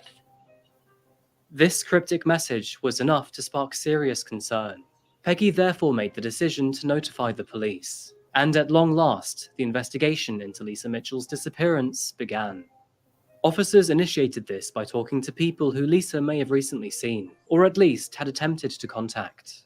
Of course, this included her own home with Alan Shyback, but their visit produced no extra information. The house appeared clean, normal and tidy, excluding the basement, which, in a very usual manner, was full of junk. Checking what they could on her banking history and mobile phone activity proved to be fruitless. Lisa hadn't made any calls or messages to anyone, and her debit cards and credit cards hadn't been used since her disappearance. The case continued to be treated as a missing persons case, and unfortunately, progress was slow. But on January the 29th, 2013, 3 months into her disappearance, Alan was finally interviewed by authorities so they could get a better look at their relationship. Coming in, I understand from Constable Sudik that you were the last person that we can confirm actually physically saw Lisa. And it seemed like progress was being made. Mm-hmm. Like we both did want the same thing. Mm-hmm. Now I have to look back at it and go, okay, well, you left. You just up and left. A lot of yelling, a lot of screaming, sometimes pushing.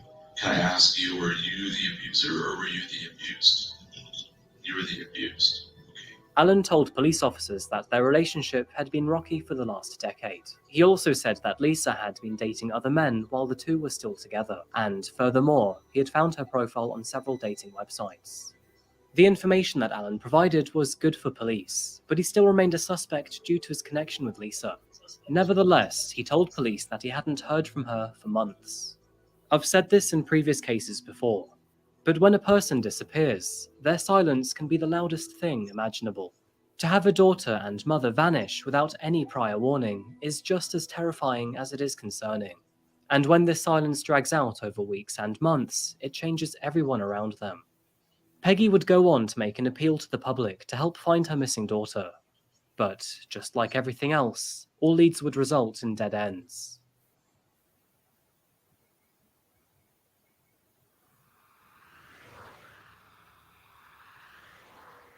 We're moving forward to winter of 2013. As Lisa's disappearance was reaching the 1-year mark, authorities had shifted their positions towards foul play. Very rarely do people remain voluntarily missing for this long, and the police knew this. Due to a change in local privacy laws centered around missing people, police could now look into Lisa's accounts and phone records with more scrutiny. With this in mind, they were able to trace the voicemail that she had supposedly left for her mother 1 year prior.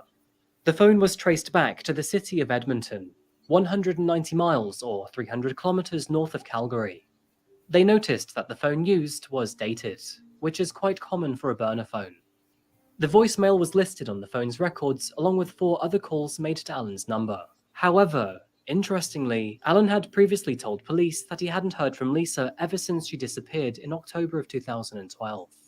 This changed authorities' views on him quite dramatically, and now that the case had transformed to become a criminal investigation, investigators were now allowed to access all of Alan's confidential information, including his bank records. What they found was concerning. It appears that, back in 2012, Alan had made a rather peculiar purchase. He travelled to a local hardware store to buy gloves, bleach, a large plastic tub, cat litter, road salt, a wooden board, and concrete. Items that police would call a burial kit.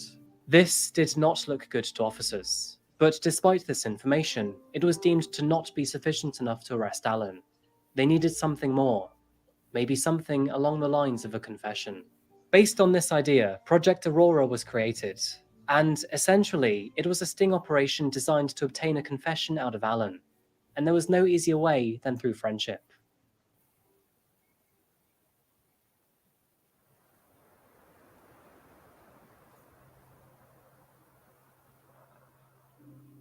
December the 4th, 2013. It was a Thursday, and temperatures were well below freezing.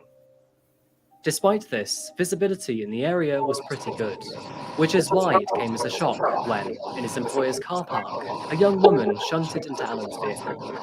The young woman approached Alan to apologise, declaring it was an accident and that she would gladly share her contact details to sort out the insurance. Alan seemed disgruntled at first, but eventually he accepted the offer.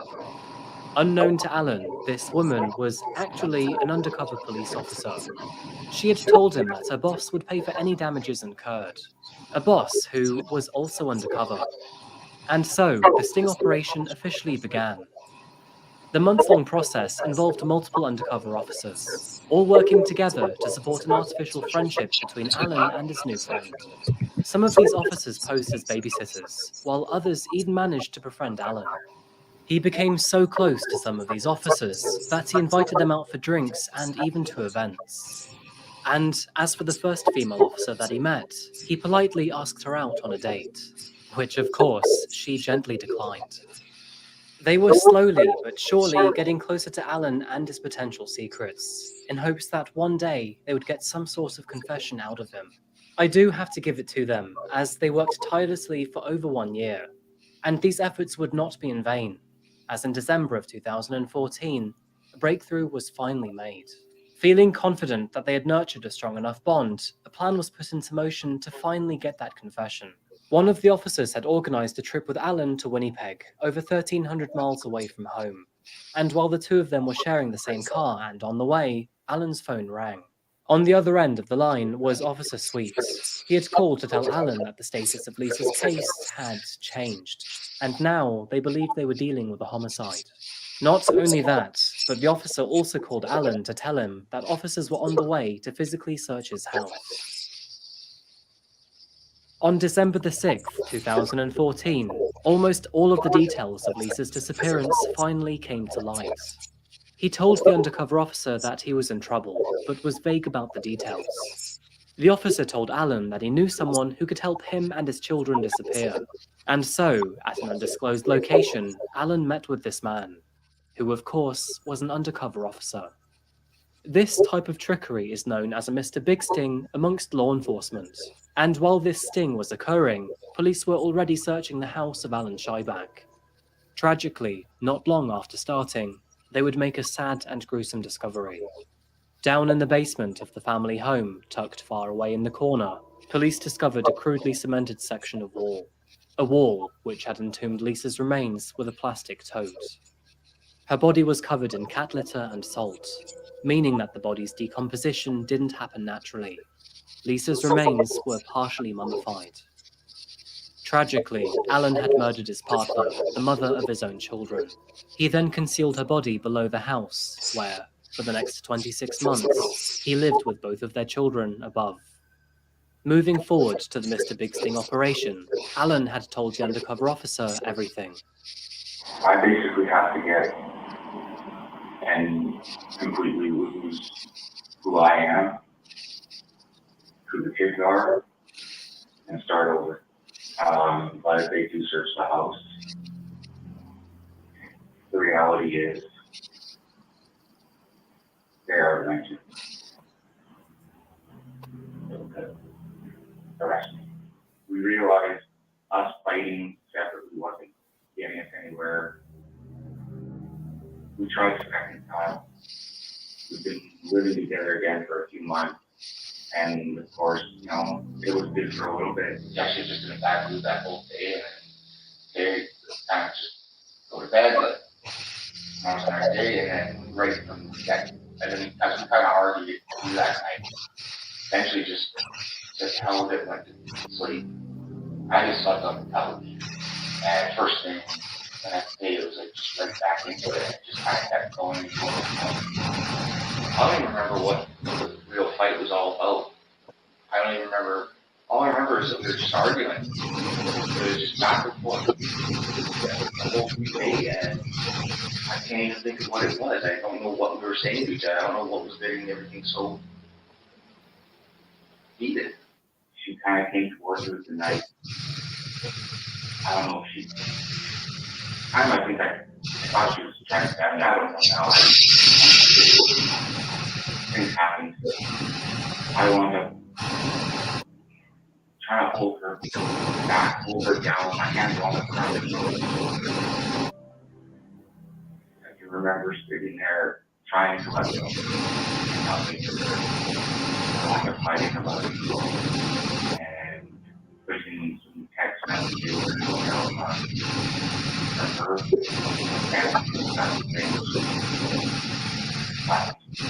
Got my pretty nice place, top to bottom, with bleach and stuff, 2 or 3 times afterwards. Just So, there are many details to this case which indicate that Alan was not the smartest of criminals. However, one of his cover-up plans was actually quite elaborate. It turns out he had faked the voicemail left for her mother by stitching together many recordings of Lisa's phone calls which he'd obtained through stalkerware installed on her phone. Got hold of another cell phone, like through Walmart kind of thing, one of those prepaid. Got it activated. I accessed your email accounts and stuff from there, and I created the phone call from the computer. But I had some clips of her voice. I patched those together and sent her a voicemail with her voice on it to try and help make sure that it seemed like she was gone and trying to get back to her. And that's why she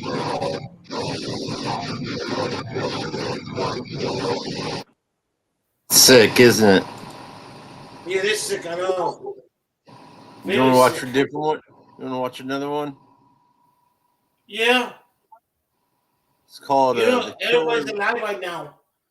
It's called The Killer Vampire. Okay.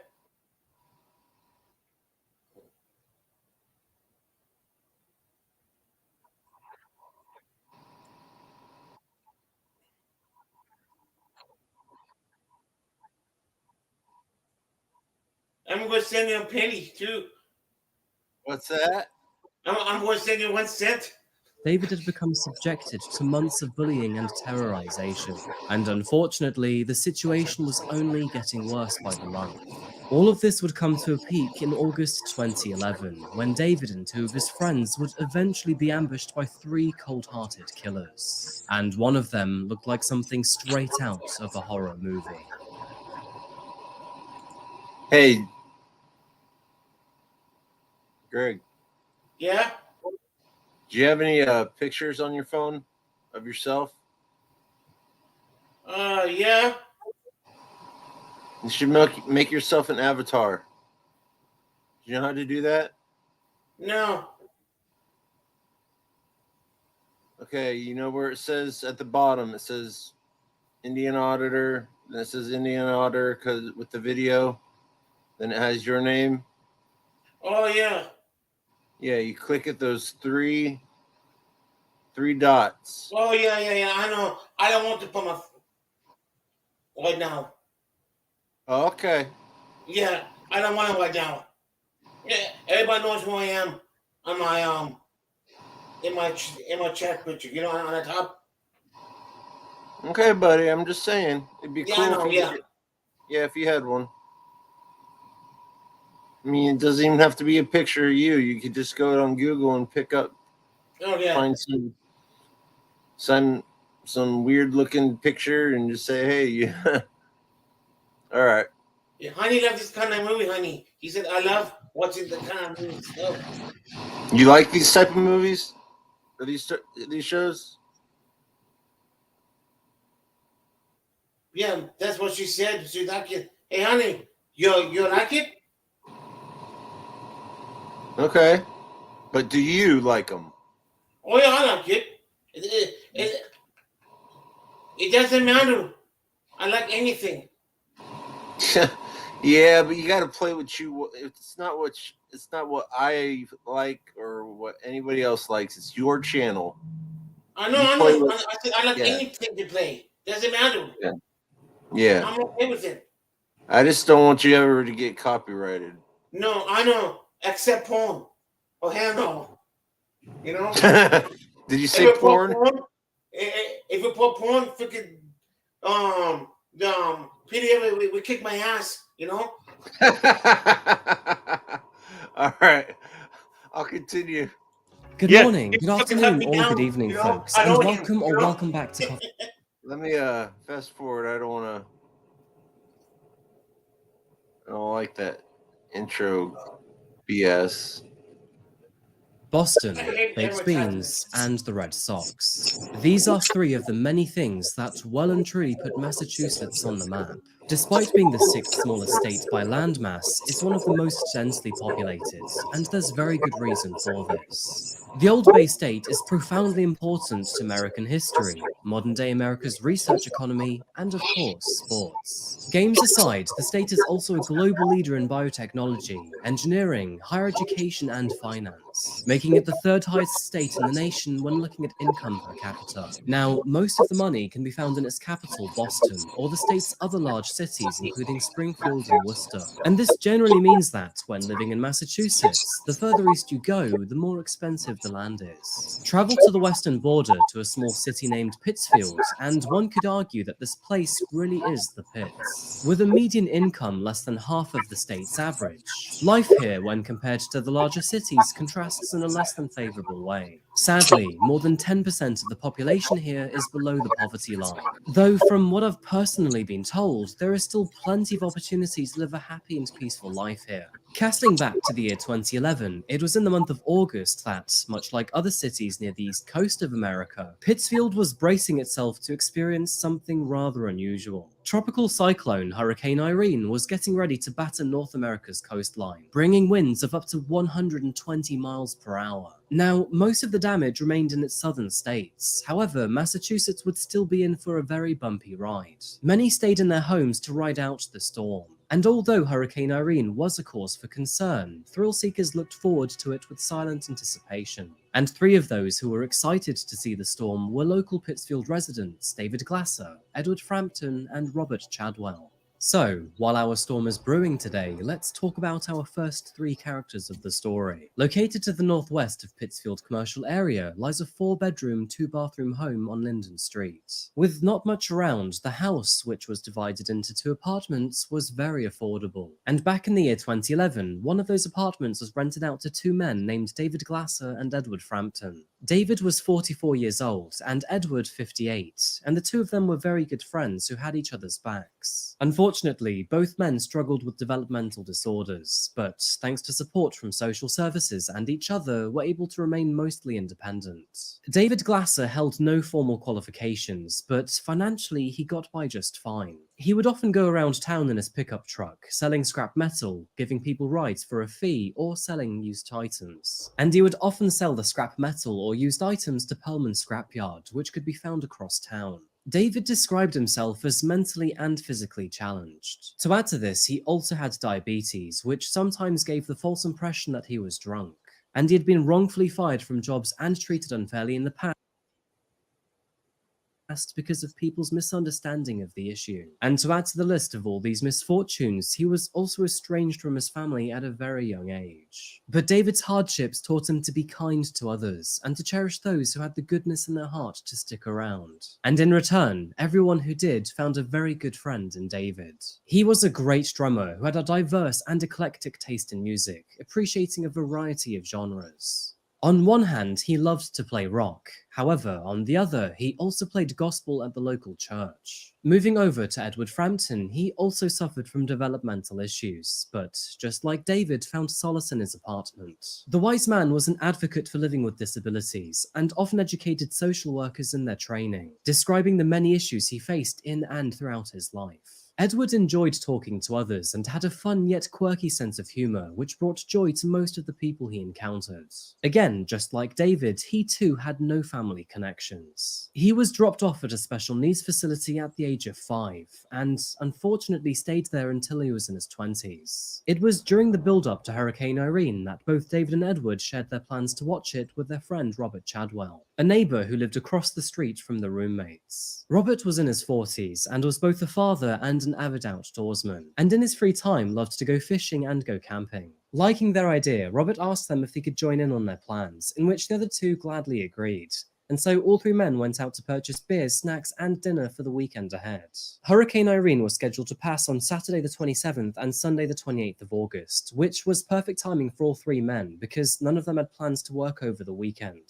Just a random side note, but I can fully relate to their excitement over a storm. Anyone who lives here in the UK will remember Storm Dennis back in February 2020. I mean, granted, it's not the same as the storms that Americans see, but it was still pretty wild here for the UK. The wind was absolutely crazy that week, and I even remember seeing fences toppling over and trees being ripped out from their roots. All of this was before my YouTube channel as well, and outside of my 9-to-5 job, I really didn't have much to do.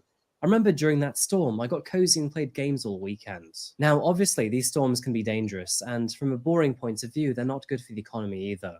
But I think it's the abnormality that makes them fun and quite nostalgic to remember. But all of this fun and excitement would unfortunately be dramatically cut short for our three friends, because halfway through Hurricane Irene's rampage, all three would suddenly disappear.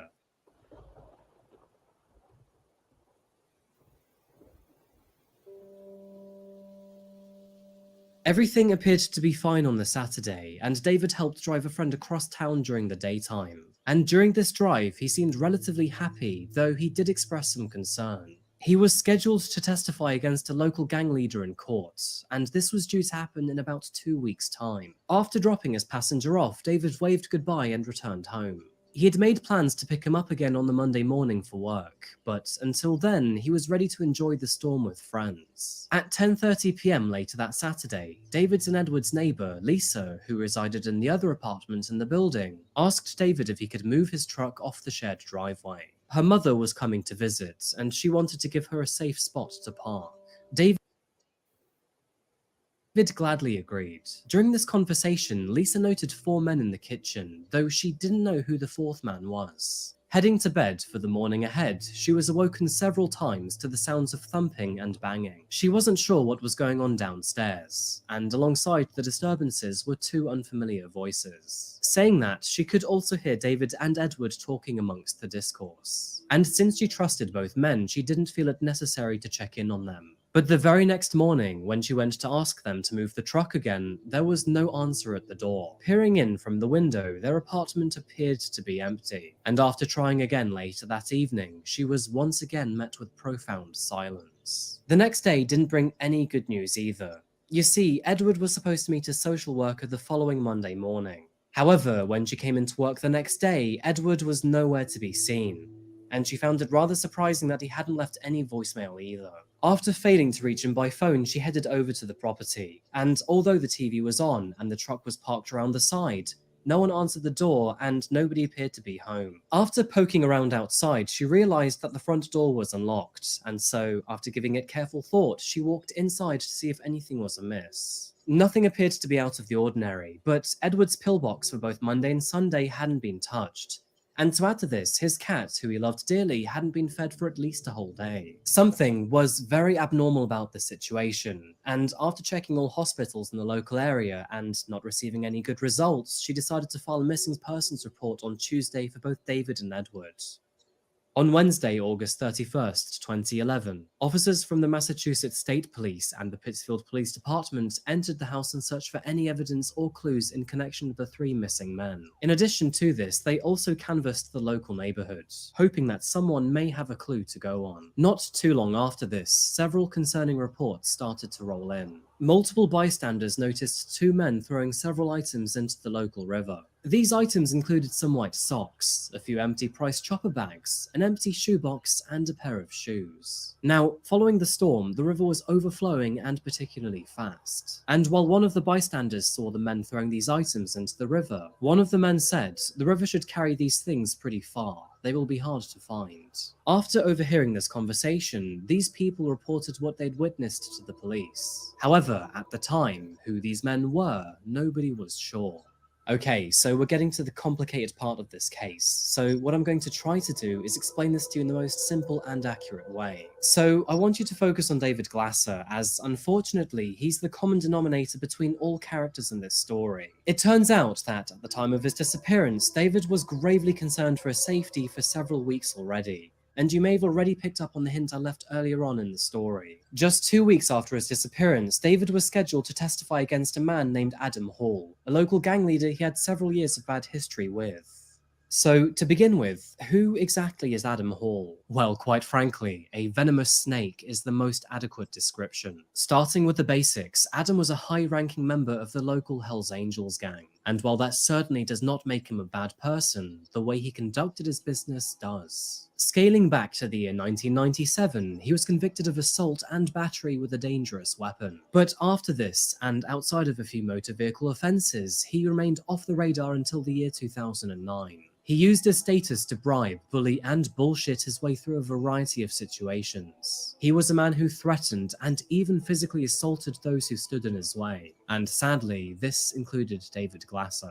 By the way, and just a random side note, but after spending about half an hour trying to locate Adam's address, I was finally able to pinpoint it through Google Maps. And let me tell you, anyone who drove by this property could tell that the owner was up to no good. Living in a rickety home, Adam often used his caravan to block his driveway, with a second caravan blocking a side entrance and barbed wire between the two. Now, honestly, this place was like a fortress, and it makes you wonder what he was hiding or protecting himself from. We'll get to more of that in just a moment. Going back to his job as a scrap collector, David often sold his metal to a place named Pearlman Scrapyard. It was in mid-July of 2009 that he sold some wire and motor parts which had been found abandoned on a street. A customer later recognized these parts as belonging to Adam, and after being informed about this, Adam became enraged. Since David sometimes came over to Adam's house to do the odd job here and there, he knew exactly who he was. And after luring David back to his home, which is located in Peru, Massachusetts, he unfortunately beat the living daylights out of him, leaving David entirely swollen.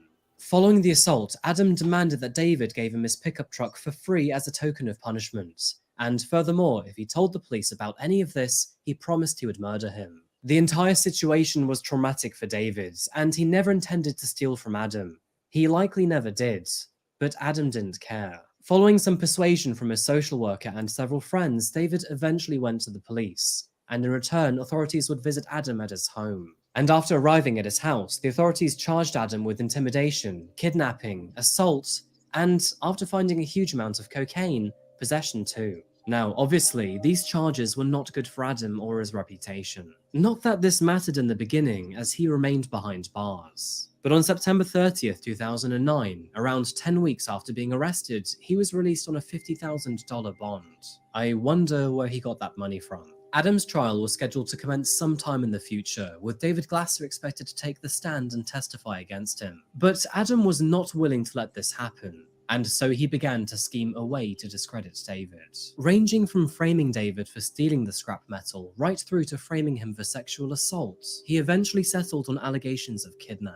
You see, the plan was simple. Adam asked his girlfriend to hire David to drive her to a rest stop in New York, and when they arrived, she would run for help to the authorities. In addition to this, Adam asked a friend to fire several bullets into a tree near the rest area before they arrived, and while they were busy in the convenience store, plant the gun in David's vehicle to make it look like he'd threatened her with a gun. Officers eventually caught up with David, where they found a revolver and Adam's girlfriend's purse in his truck. And of course, he was arrested immediately. As you can probably imagine, David was very upset and confused at the situation, and he insisted that he must have been framed. And after a few days, the authorities did look into these claims. So after checking local surveillance footage and analysing Adam's cell phone data, they confronted him and his friends about their plot.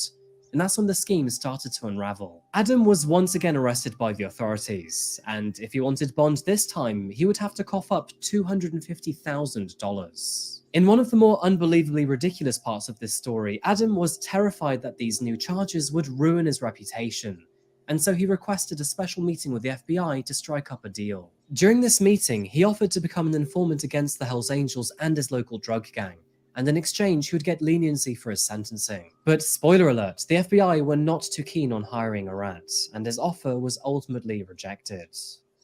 Believe it or not, but Adam was eventually able to cough up the $250,000 bond. This was thanks to the local chapter.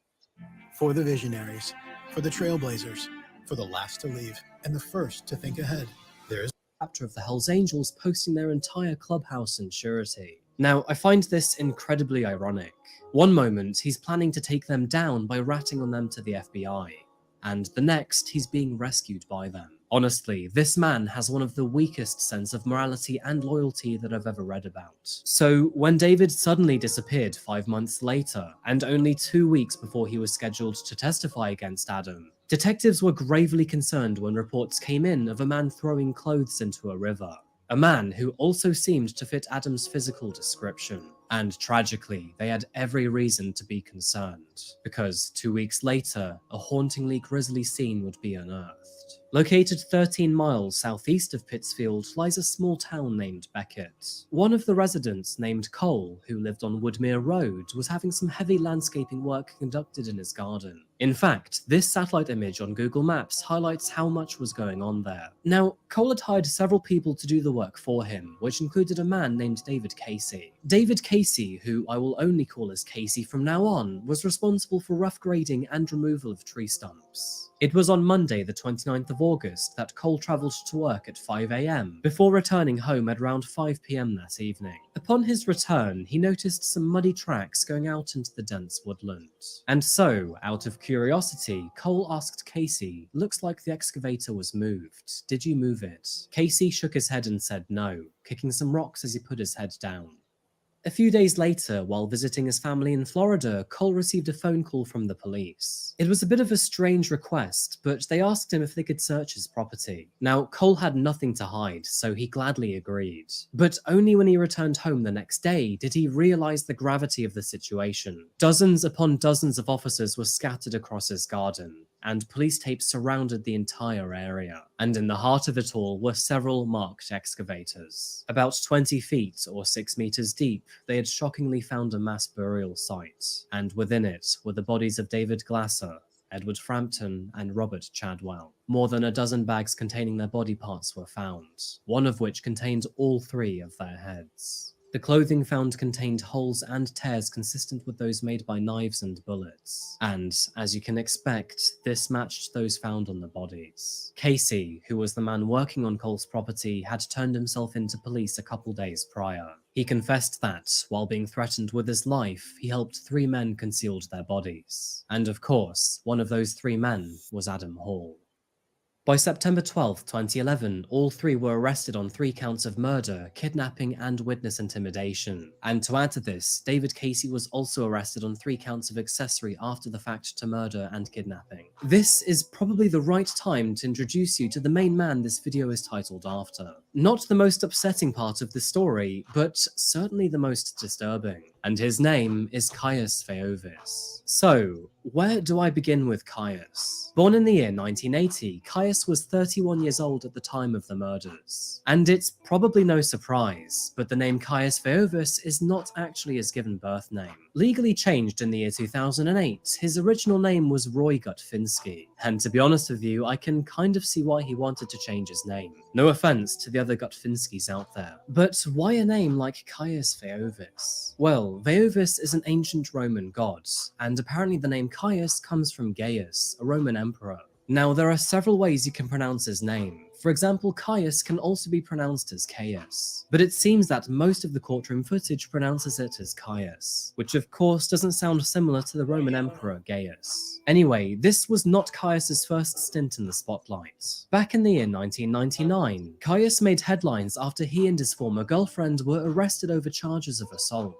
Prosecutors claimed that both of them lured a 16-year-old girl into their motel room, where they then tied her up, sliced her back open with a razor blade, and then ritualistically licked her blood while kissing each other. The authorities were called when the victim turned up at a hospital with a 7-inch gash that needed more than 30 stitches to close. During his trial, Caius claimed that he was a vampire and a Satan worshipper, and claimed to like the taste of his own blood and drink others. Now, both he and his girlfriend were guilty of these allegations and were sentenced to 10 years behind bars. However, they would both only serve 3. After being released on parole, and in the year 2006, he was arrested once again on charges of kidnapping and drug possession, and held 2 strippers hostage in a hotel room. Now, these kidnapping charges were eventually dropped, but Caius was sent back to prison for violating his probation. Anyway, one of the most intriguing things about Caius comes down to his distinctive facial features, and you're probably wondering why he has them.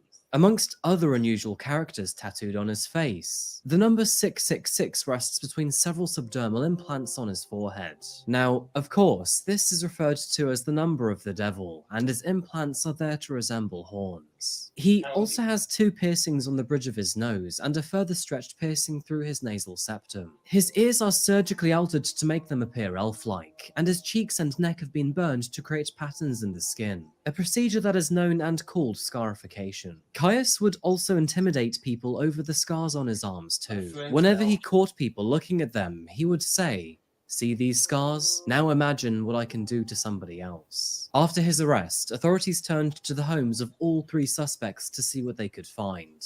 And although there wasn't a huge amount of incriminating evidence found in Caius's apartment, they sure were in for a shock. Living in an apartment at 10 Cloverdale Street outside of Pittsfield, Caius lived in very cheap accommodation at the end of a runway. Everything inside was painted black, including the walls, floors, and doors. Hell's Angels memorabilia was scattered throughout the room, and anatomical drawings from medical textbooks hung on the walls. Scary enough, this included images of human dissections and amputation of body parts. Ammunition boxes, fake skulls, and a mobile phone with the battery removed were all discovered.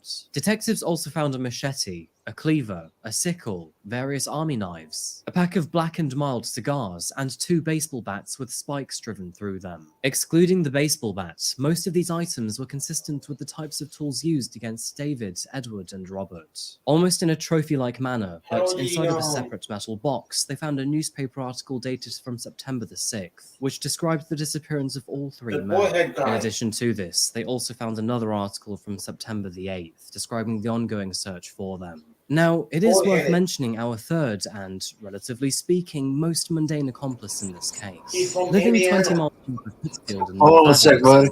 What was that? He's from Indiana. Oh, yeah? Yeah, how is he, you know him? Yeah, what's his YouTube name? Oh, let me check. I texted you, okay? Yeah, maybe that's why I was having the brain fart. Okay. Yeah, just text it and then I'll let this keep playing. And 44. Oh, I'm before I looking at continue. YouTube at the same time on my cell phone. Yeah. Also, hey honey, thank you for staying here and watching. We really appreciate it. 4 years old at the time, Shalou was a good friend of Adam's. He had known him for several years and was often found at the Hells Angels clubhouse. But otherwise, I don't really know what to tell you. The man was as dull as ditch water. Following their arrests, all 3 men pleaded not guilty to all counts of murder, kidnapping, and witness intimidation. And so Adam, Shalou, and Caius would all face the judge and jury in their own separate trials. The evidence available at the disposal of the prosecution varied slightly from case to case, but through all 3 trials, a highly damning and grim story was. This game. Here we go again. You're not ready for it. Unearthed. In the months, weeks, and then days leading up to the disappearance of David, Robert, and Edward, Adam Hall repeatedly told friends and acquaintances that David Glasser had to disappear. In mid-August of 2011, Adam Hall purchased an old Buick SUV for $500 from a mechanic. The vehicle ran well, but nothing to write home about. Several days later, on August 24th, Caius was recorded purchasing a hacksaw from a Home Depot in Pittsfield. In the afternoon of Saturday, 27th Oh, Howard, August, okay. Robert made his way across the street to spend some time with Edward and David Glasser. The wind was picking up speed, and all 3 men were planning to spend some quality time hanging out together. A surveillance camera captured Adam Hall with David Shalou and Caius Bovis just 4 hours prior to the other 3 men's disappearances. Witnesses spotted Adam getting into Caius's black Jeep that very same evening. And later that same night, further witnesses placed all 3 men in Caius's home, where they cleaned their guns together. At 10:30 p.m., a neighbor spotted a 4th man through the window of David and Edward's home. It is not confirmed who this person was, but it was likely Adam Hall. And hours later, this house would be entirely empty. Sadly, later that night, David Glasser, Edward Frampton, and Robert Chadwell were reportedly forced into Adam's and Caius's Jeeps. They were then lured out into the woods and, in the middle of the storm, were murdered in cold blood. All 3 assailants were after David Glasser alone, and for Edward and Robert, it was merely a case of being in the wrong place at the wrong time. Sparing the details, all 3 men were tortured, stabbed, and eventually shot. And David Casey, the man with the excavator, would later testify that Adam bragged about murdering them. He referred to his 3 victims as the N-slur, the R-slur, and the fat guy. He further said that one of his boys, presumably Caius, really enjoyed torturing and cutting them up. It was raining extremely hard that night, but Adam didn't care at all. He said he felt great about his actions and apparently slept soundly afterwards. At 5:30 a.m. the following day, a store clerk at the A Mart in Pittsfield served Adam Hall. He walked in to buy 3 candy bars and a pack of cigarettes. That's 3 candy bars, perhaps for himself and 2 other people. The store clerk noticed that not only were his boots untied and wet, but his blue jeans and even the cash he gave her were wet too, and his shirt was muddy all over. Adam returned back to the store several minutes later, where he purchased a pack of Black and Mild cigars. And strangely enough, this was the same brand found in Kaiser's apartment by police. Shortly after this, Adam's girlfriend awoke to the sound of Adam returning home. Inside his own Jeep was Shalou, and behind them was another Jeep which belonged to Caius. While making breakfast, Adam gave her money to pay for the food, which she found odd because she recalls the money being both wet and nasty. To add to this, he asked her to wash her hands after handling it.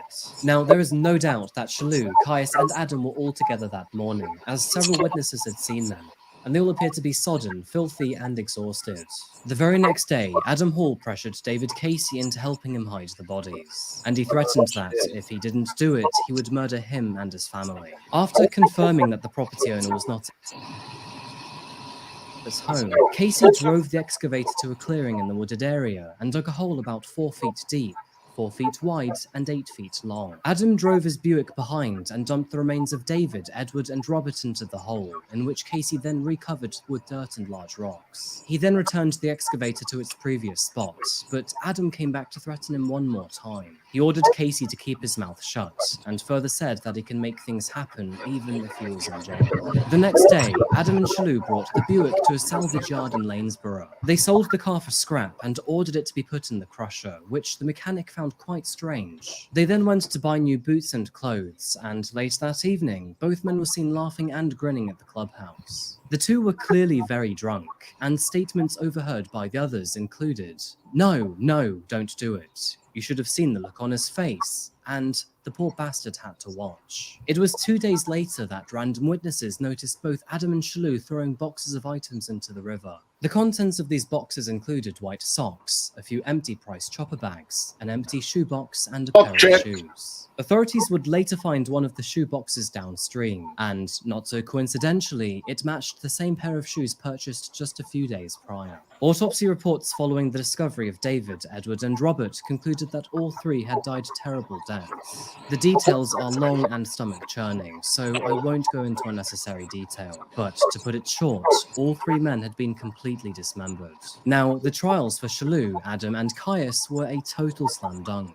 In February 2014, Adam Hall was found guilty on 3 counts of murder, kidnapping, and witness intimidation. He was therefore sentenced to 3 life terms in prison, without the possibility of parole. It was also noted that these murders were committed just weeks before David Glass was scheduled to testify against Adam, and they were certain beyond all doubt that this was the main motive behind his killings. Adam's crimes were described as loathsome, depraved, and barbaric, and he deserves no more mercy or consideration than he gave to his victims. Next up was David Shalou, and he too was found guilty and sentenced to 3 consecutive life sentences without the possibility of parole. Again, there is not much to say about Shalou, a hopelessly boring individual that leaves no positive mark on this world, and will eventually die behind bars.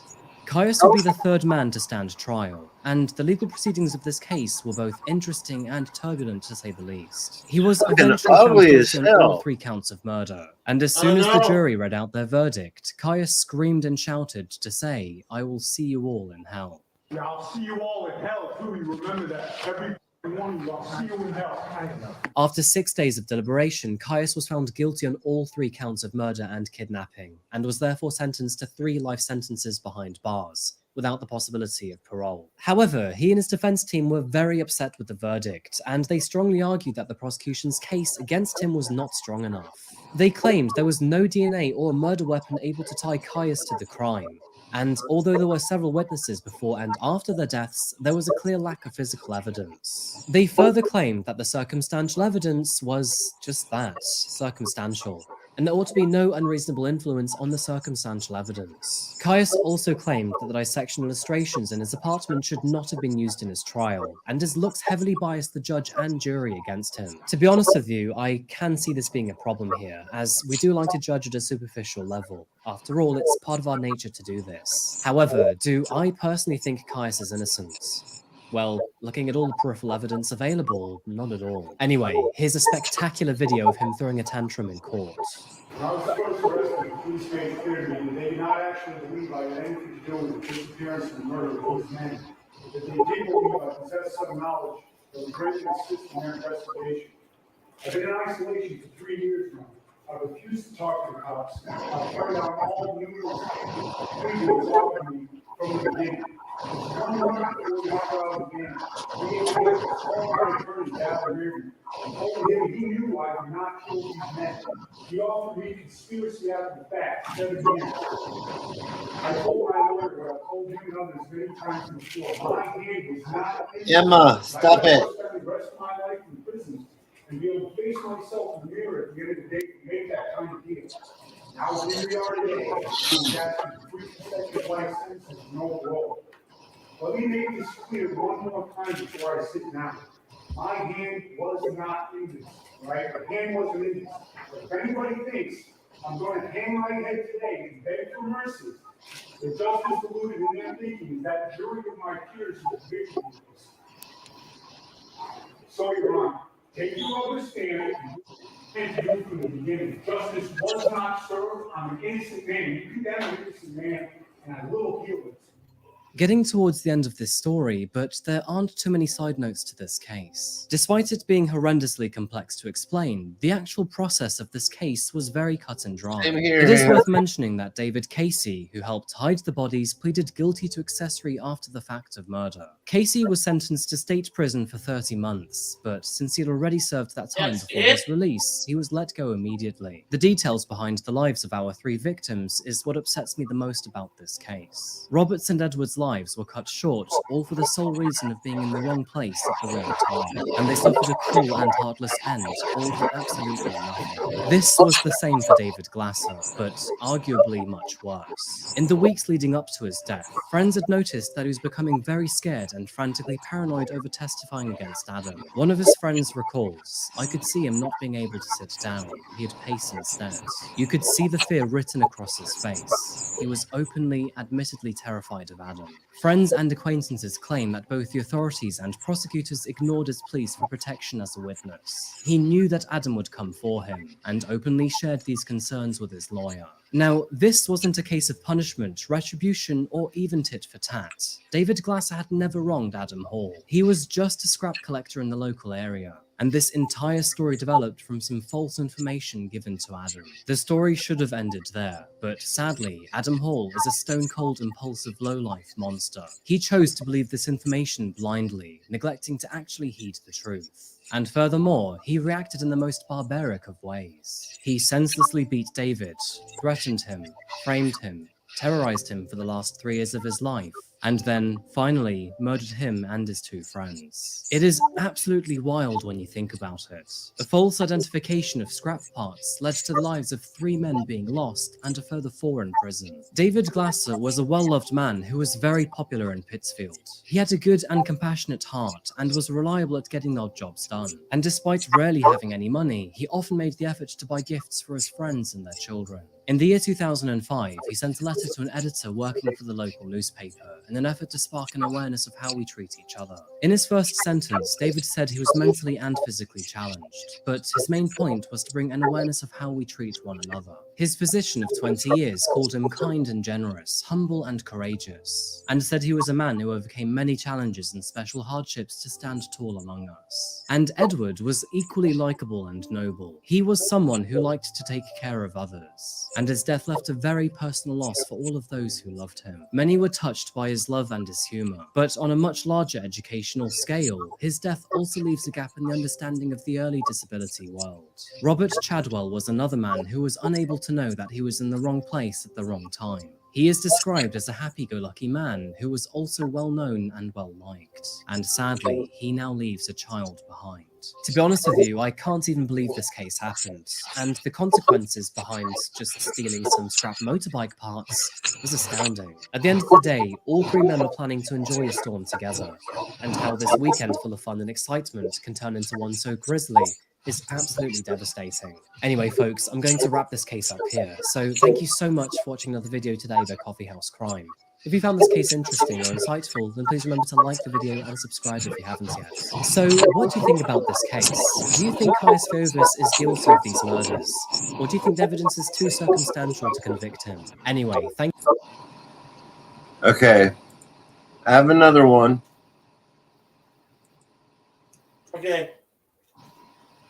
And it's called When the Detective is a Criminal. And I thought that'd be interesting, you know? Okay. The only thing is, I don't know. Wait. It does not say at the bottom that it's not copyrighted. So, I mean, I don't think you're going to be copyrighted because it's on YouTube. Okay. It'd be a copy. If anything, it'd be a copy stamp or something like that, not a strike. Yeah. That's up to you though, if you want to play it or not. Yeah, that's good. Are you sure? Okay. Is the same person talking? And no, this is a different channel. Okay. Let's play. I'm subscribed to like almost all of them that I can find. Do it. I like watching this type of stuff. If you do it to me again, I'm gonna fight for you. You know? Yeah. All right, buddy. Murder they had ever come across in the small town. When police discover the most gruesome murder they had ever come across in the small town of Clyde, Ohio, one detective in particular was determined to track down the depraved killer. However, the ghastly scene would not be the only shocking revelation in a case plagued by police corruption, where it seemed that an unhinged obsession placed blame on a group of innocent suspects, all while overlooking the monster hiding in plain sight, eventually landing a detective behind bars. The following interviews and interrogations have never been seen or heard before. They've been analyzed by a qualified team, including a licensed attorney, a licensed clinical psychologist, a former licensed professional counselor, and a licensed professional counselor. From Police, do you have an emergency?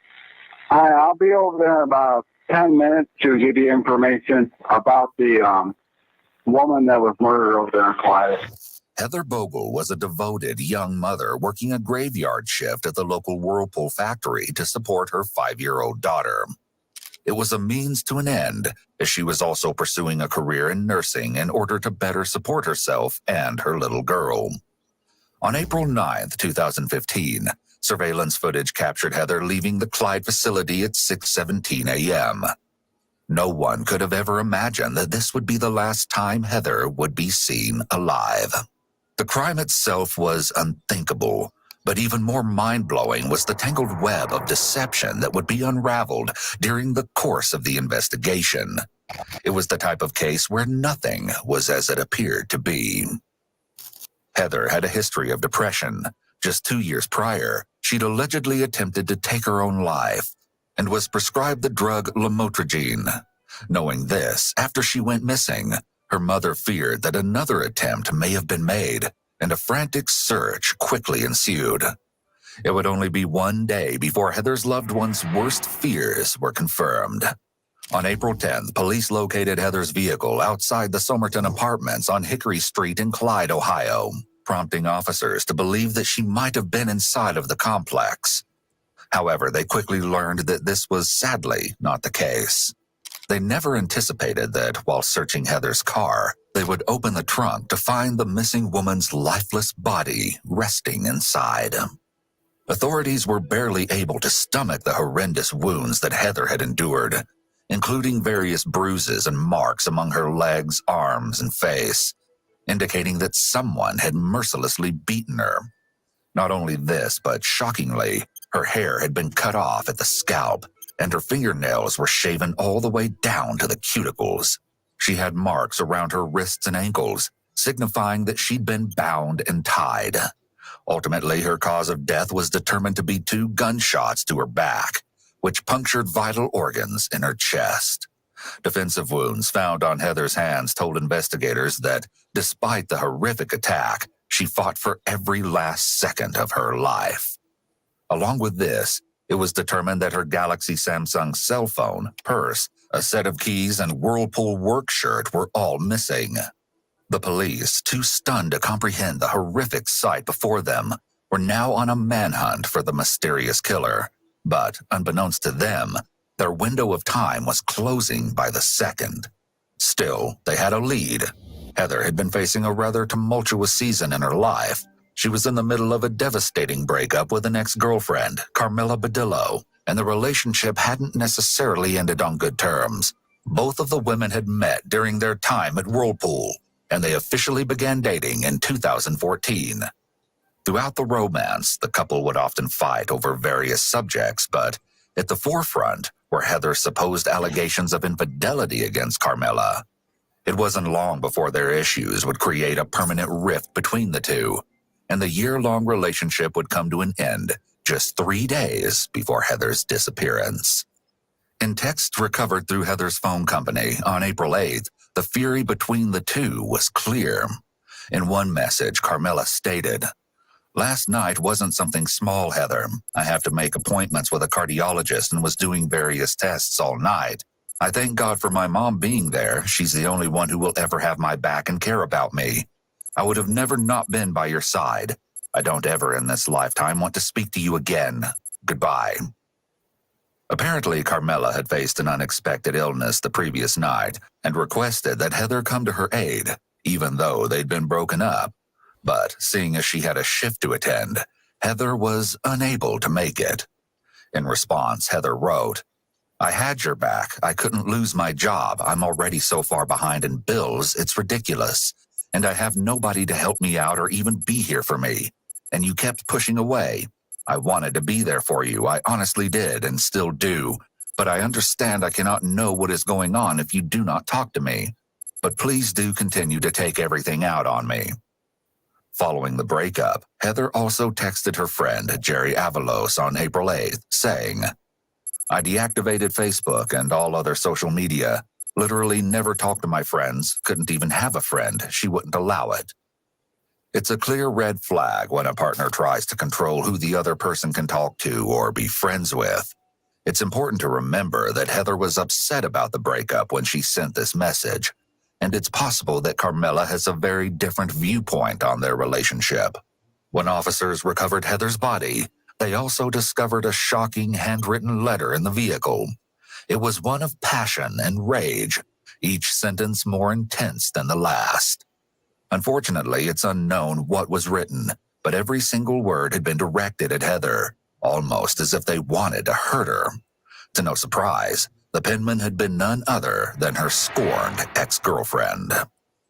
But this wasn't the only relationship that seemed to be falling apart for Heather, as additional text showcased an obscene message from her brother, Josh Fiesel.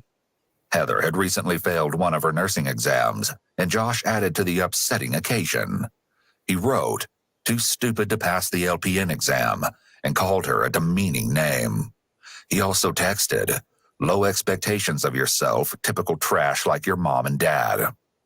Josh's cruelty towards Heather was no secret to their friends and family, but could he have gone so far as to take her life? Well, the lead detective on the case, Sean O'Connell, had his eyes set on uncovering the answer to this very question. However, as we will soon come to learn, his methods were far from the ordinary. Still, no one could have predicted the scandal that was about to unravel. Despite the varying fights with Carmela and Josh, it wouldn't take long before they were dismissed as potential suspects. As the hunt for the killer continued, Detective O'Connell quickly located a new person of interest. Tenants had reportedly told the detective that they had seen Heather frequently visiting Building 240 of the Somerton apartments, well before her body was found in the parking lot.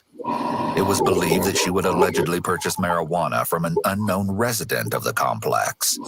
When this information was discovered, Detective O'Connell began to dig and eventually found his new lead suspect, 24-year-old Kiona Bohr, thanks to a complaint filed against her by another occupant. It alleged that the scent of marijuana was emanating from her apartment. Kiona, a mother of two, was supposedly very nervous while speaking with police after Heather's body was discovered, and Detective O'Connell found this to be rather odd. Though she denied any involvement, O'Connell wasn't convinced. Despite this, following her discussion with the authorities, Kiona wrote a series of strange Facebook posts, especially under the given circumstances. I can't believe this just happened, and doing 8 to 10 years for murder and pleading insanity could be seen amongst her account, only furthering the detective's suspicions. Not only this, but according to 2 residents of the Somerton apartments, Kiona was allegedly seen wearing the same red Mickey Mouse t-shirt that Heather's body had been dressed in well before the tragic event. And lastly, Kiona had been romantically involved with 39-year-old Julian Kaiser, who Detective O'Connell helped to put behind bars for 10 years on a first drug offense. It seemed that the evidence against Kiona was beginning to mount. 4 days after Heather's body was recovered, Kiona was interviewed by Detective O'Connell, and as you're about to see, the tension in the room was so thick it could have been cut with a knife. Do you know that name by chance, Heather Bogle? I don't even know who she is. The only time I heard of her was when the police knocked on the door, and then I didn't even know who she was. I was like, I don't know her. And I went inside and got on my Facebook, and I seen her on Facebook. Obviously, for one reason or another, her vehicle ends up at the Hickory Street Apartments parked in front of your building 240. The question is, why did it end up there? So we've talked to a lot of people, and we are comfortable to say that Heather has been known to frequent building 240. We feel comfortable that she was voluntarily there probably on Thursday of last week, a couple different times. She was there, then her vehicle had left, and the vehicle had come back, and then the vehicle leaves, and then it finally comes back for the last time on Friday morning and around 1:30. Okay. So why am I here though? And I'm getting to that point. It's my understanding that Heather likes to smoke some weed. Okay, she does it on probably on a somewhat of a regular basis. She has to buy it from somebody.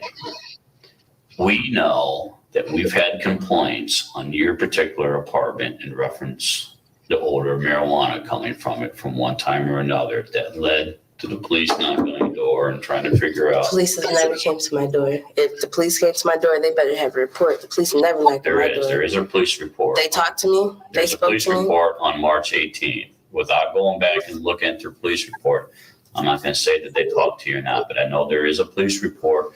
And there are incidents reports with management pertaining to the smell of marijuana coming from your apartment. So why hasn't anybody said anything to me previously? I don't. My landlord, the That's police. a good question.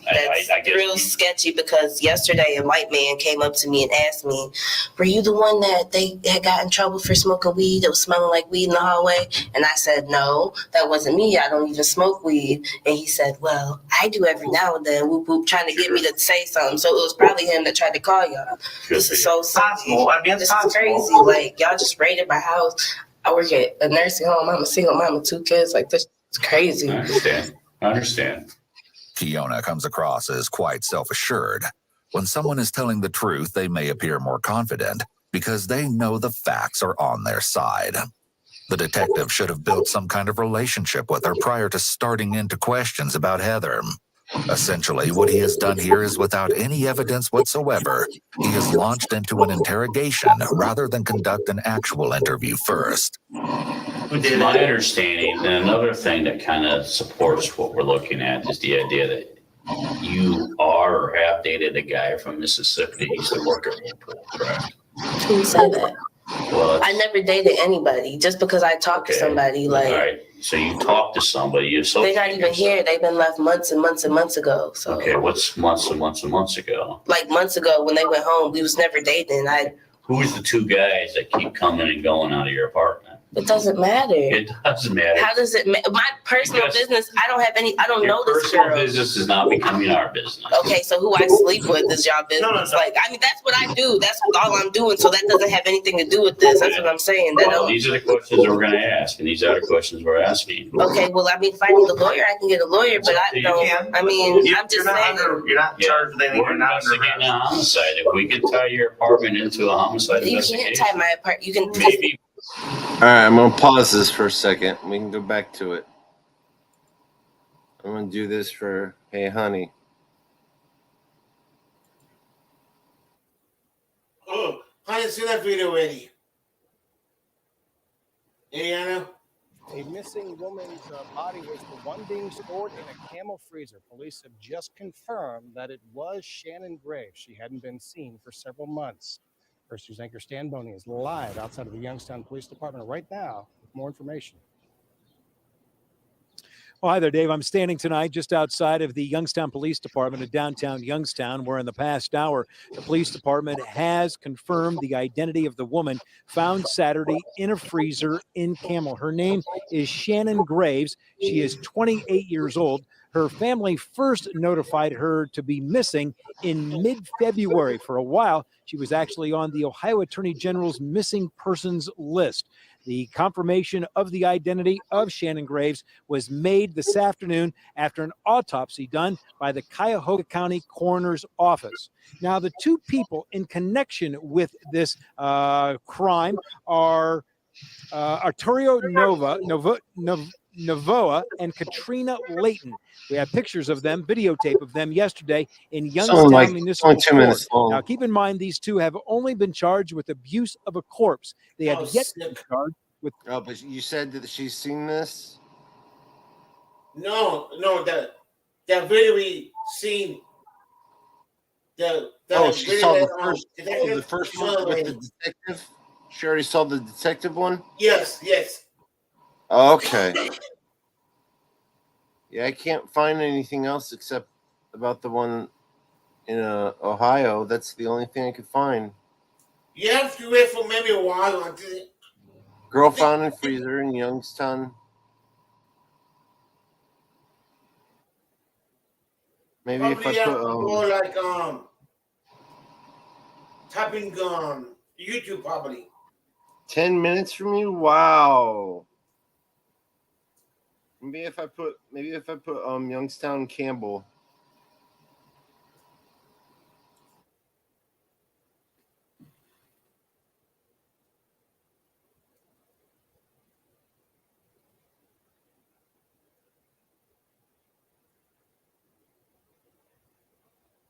There we go. We got something else.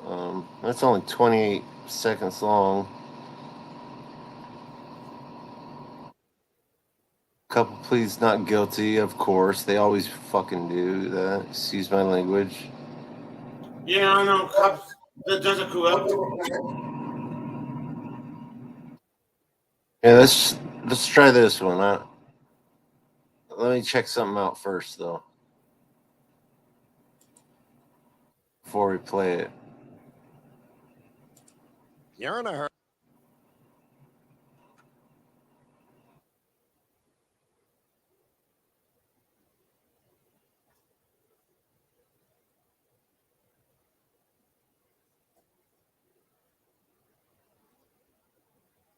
All right, if it's on Facebook, Twitter, and Instagram, I don't think it's copyright. And if it is, it's just stamp. I'm off to America's Best. I heard what you said about not overpaying for glasses. 2 pairs and a free quality eye exam starting at just $79.95. The exam alone is worth. Oh, she said it was more on the local news, not much on YouTube with her. Yeah. The other one, hey, honey, the other one. Hey, honey, how long ago was this?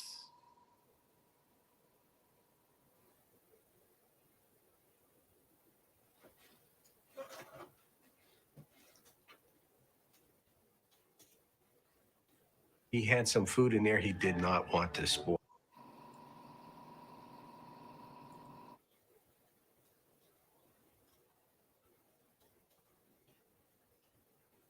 He had some food in there he did not want to spoil. Jill went down to the freezer to see if there was anything that she could use for preparing her meal. When Jill got to the freezer in the basement, she found that there was a padlock on the freezer. So she gets a screwdriver and she takes the lock off. opens up the freezer and sees a black bag and a bucket, and the odor is just horrific. Instantly, Jill's instincts tell her something is horribly wrong, and she yells up to Ken. So the husband goes down to the basement. He cut the bag open. He opens it up and discovers horror of his horror. He saw what he believed was a human foot. That's just fucking wrong. I'm sorry. They were shocked. But at the same time,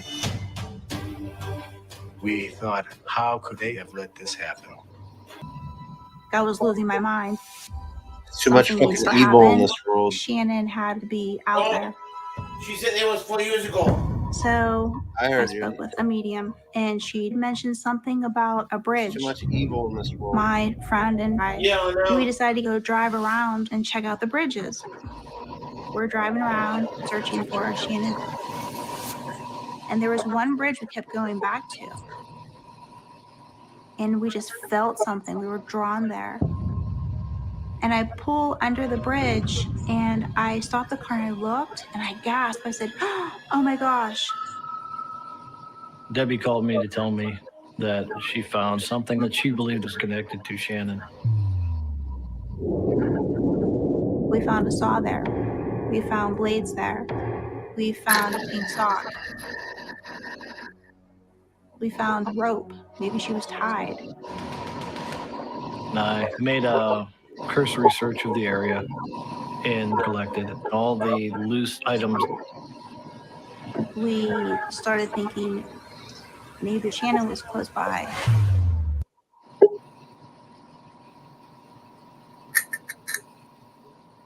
What?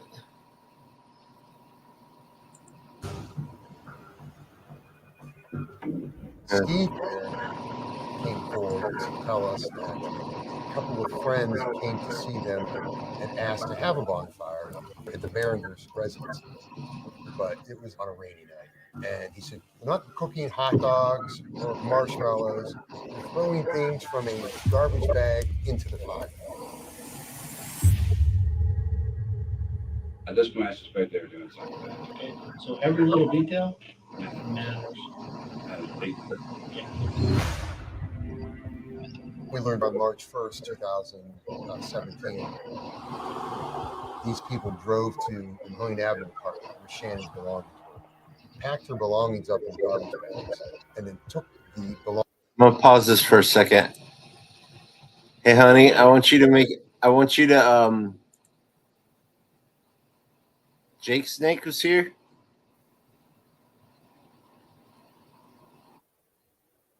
I didn't see him try to enter.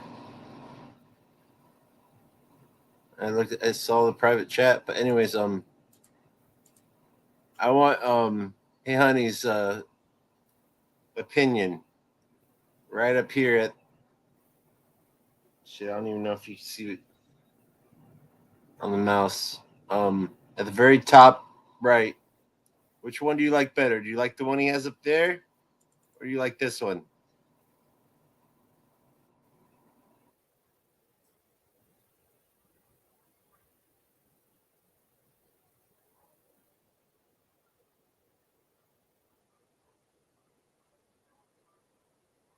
That was you flipping off what, the trolls? Yeah. No. I don't want that because my boss have Facebook. Okay. Yeah, I don't want Yeah. Because we have Lords have Facebook. Because you bought StreamYard, so you don't want StreamYard. I want my that's good, yeah. Okay. All right. Back to play. Belongings to the bonfire location, burning the crime scene evidence, the shower curtain from the shower room, any other bloody towels or bloody evidence, together with Shannon's hold on. clothing, Okay. at a bonfire, and that's what they burned. Wait for Hey Honey to say okay. She said she's getting her glasses. Okay. What she was saying, all of us wanted her to come in? No, I think she wanted to look. I don't know if she wanted to. I don't think your boss would care about this. Nah. I know. Only. If you really don't like it, I'll delete it. No, for you guys, yes, I'm alive. Oh, you like the first one, this one right here? Yes. Okay. The middle finger, only alive, you know? All right, I'm going to delete that one so it can't even go up. But then there's also that one. Subscribe, like, and share. But, I mean, I like the one with your picture. Yeah. Okay. Is it okay to go back and play? Hey, honey? Yeah, I like that one. He looks nice. Yeah.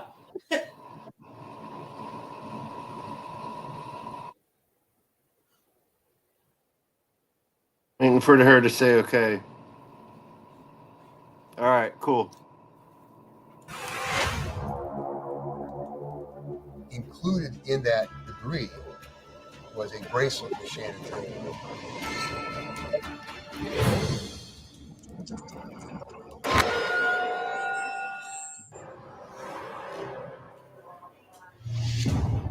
I asked the suspect, "Why did you get involved in this?"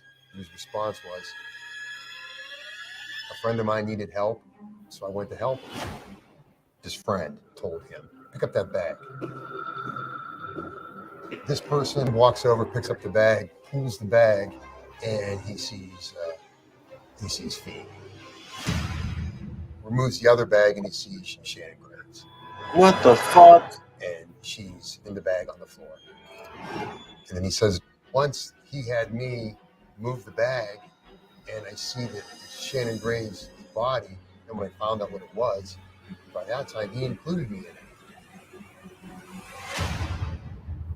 I'm in it now. I don't care how big of I'm in it now. I'm sorry. I'm thinking, I hate pausing. These people killed Shannon. What are they going to do to me? So I better go along with. I don't care how close of a freaking friend you are. If I found someone dead and they wanted me to help them, I'd tell them to go screw themselves. I know, me too. I said, yeah, me too. Whatever they want me to go along with. So he then participated in the dismemberment of Shannon Graves.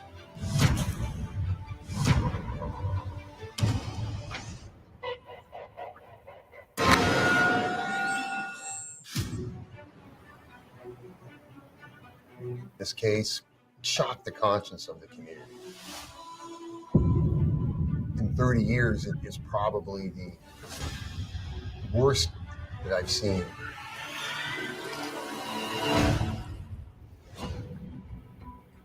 After being charged, one of the main suspects decided to cooperate. During the suspect interview, he referenced several TV shows that would help them further dispose of the body. According to him, they went to the garage and did what he termed Dexter the garage. Made a plastic room in the garage so that the blood, DNA, flesh, skin from Shannon Graves would be contained. Then they dismembered Shannon Graves. Because the parts had been disassembled from the body and placed in the freezer, it showed us that there had been at least some planning in the crime. What they did was abhorrent and animalistic, and I mean, to do what these animals did to her is horrific.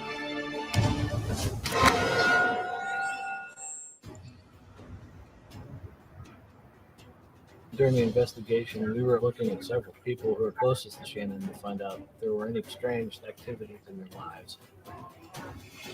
We had found some evidence that there was a purchase of a freezer. Shannon had already been missing for 3 or 4 months. We believed there was some foul play involved. The freezer purchase, we thought it was suspicious, so we were hot on their trail at that time. We chased this freezer around probably for about a week and a half. We had information that it was in a house on the south side. We went to that house with a search warrant and did not find the freezer. The night before, they removed that freezer. We were just maybe one step behind them. But a short time later, Camel Police Department received a call. I need a Camel Police here right away. We found a dead body in our freezer. We have a crime now. We believe we found Shannon and she's deceased. We discovered later there was a direct connection between the suspects and the freezer. At that point, we knew the great lengths that they went to conceal Shannon's body by putting her in the freezer all those months. It's so unbelievable, you couldn't make this up.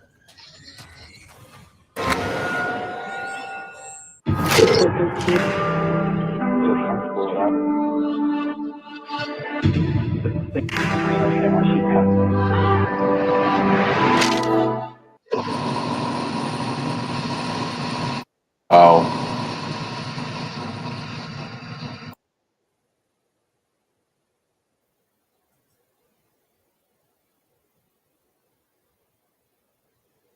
That was good. Yeah. All right, buddy. I think it's time to end it. Yeah. Yeah, me too, yeah. Bye, All honey. right. Thanks for coming. Thanks, hey, honey.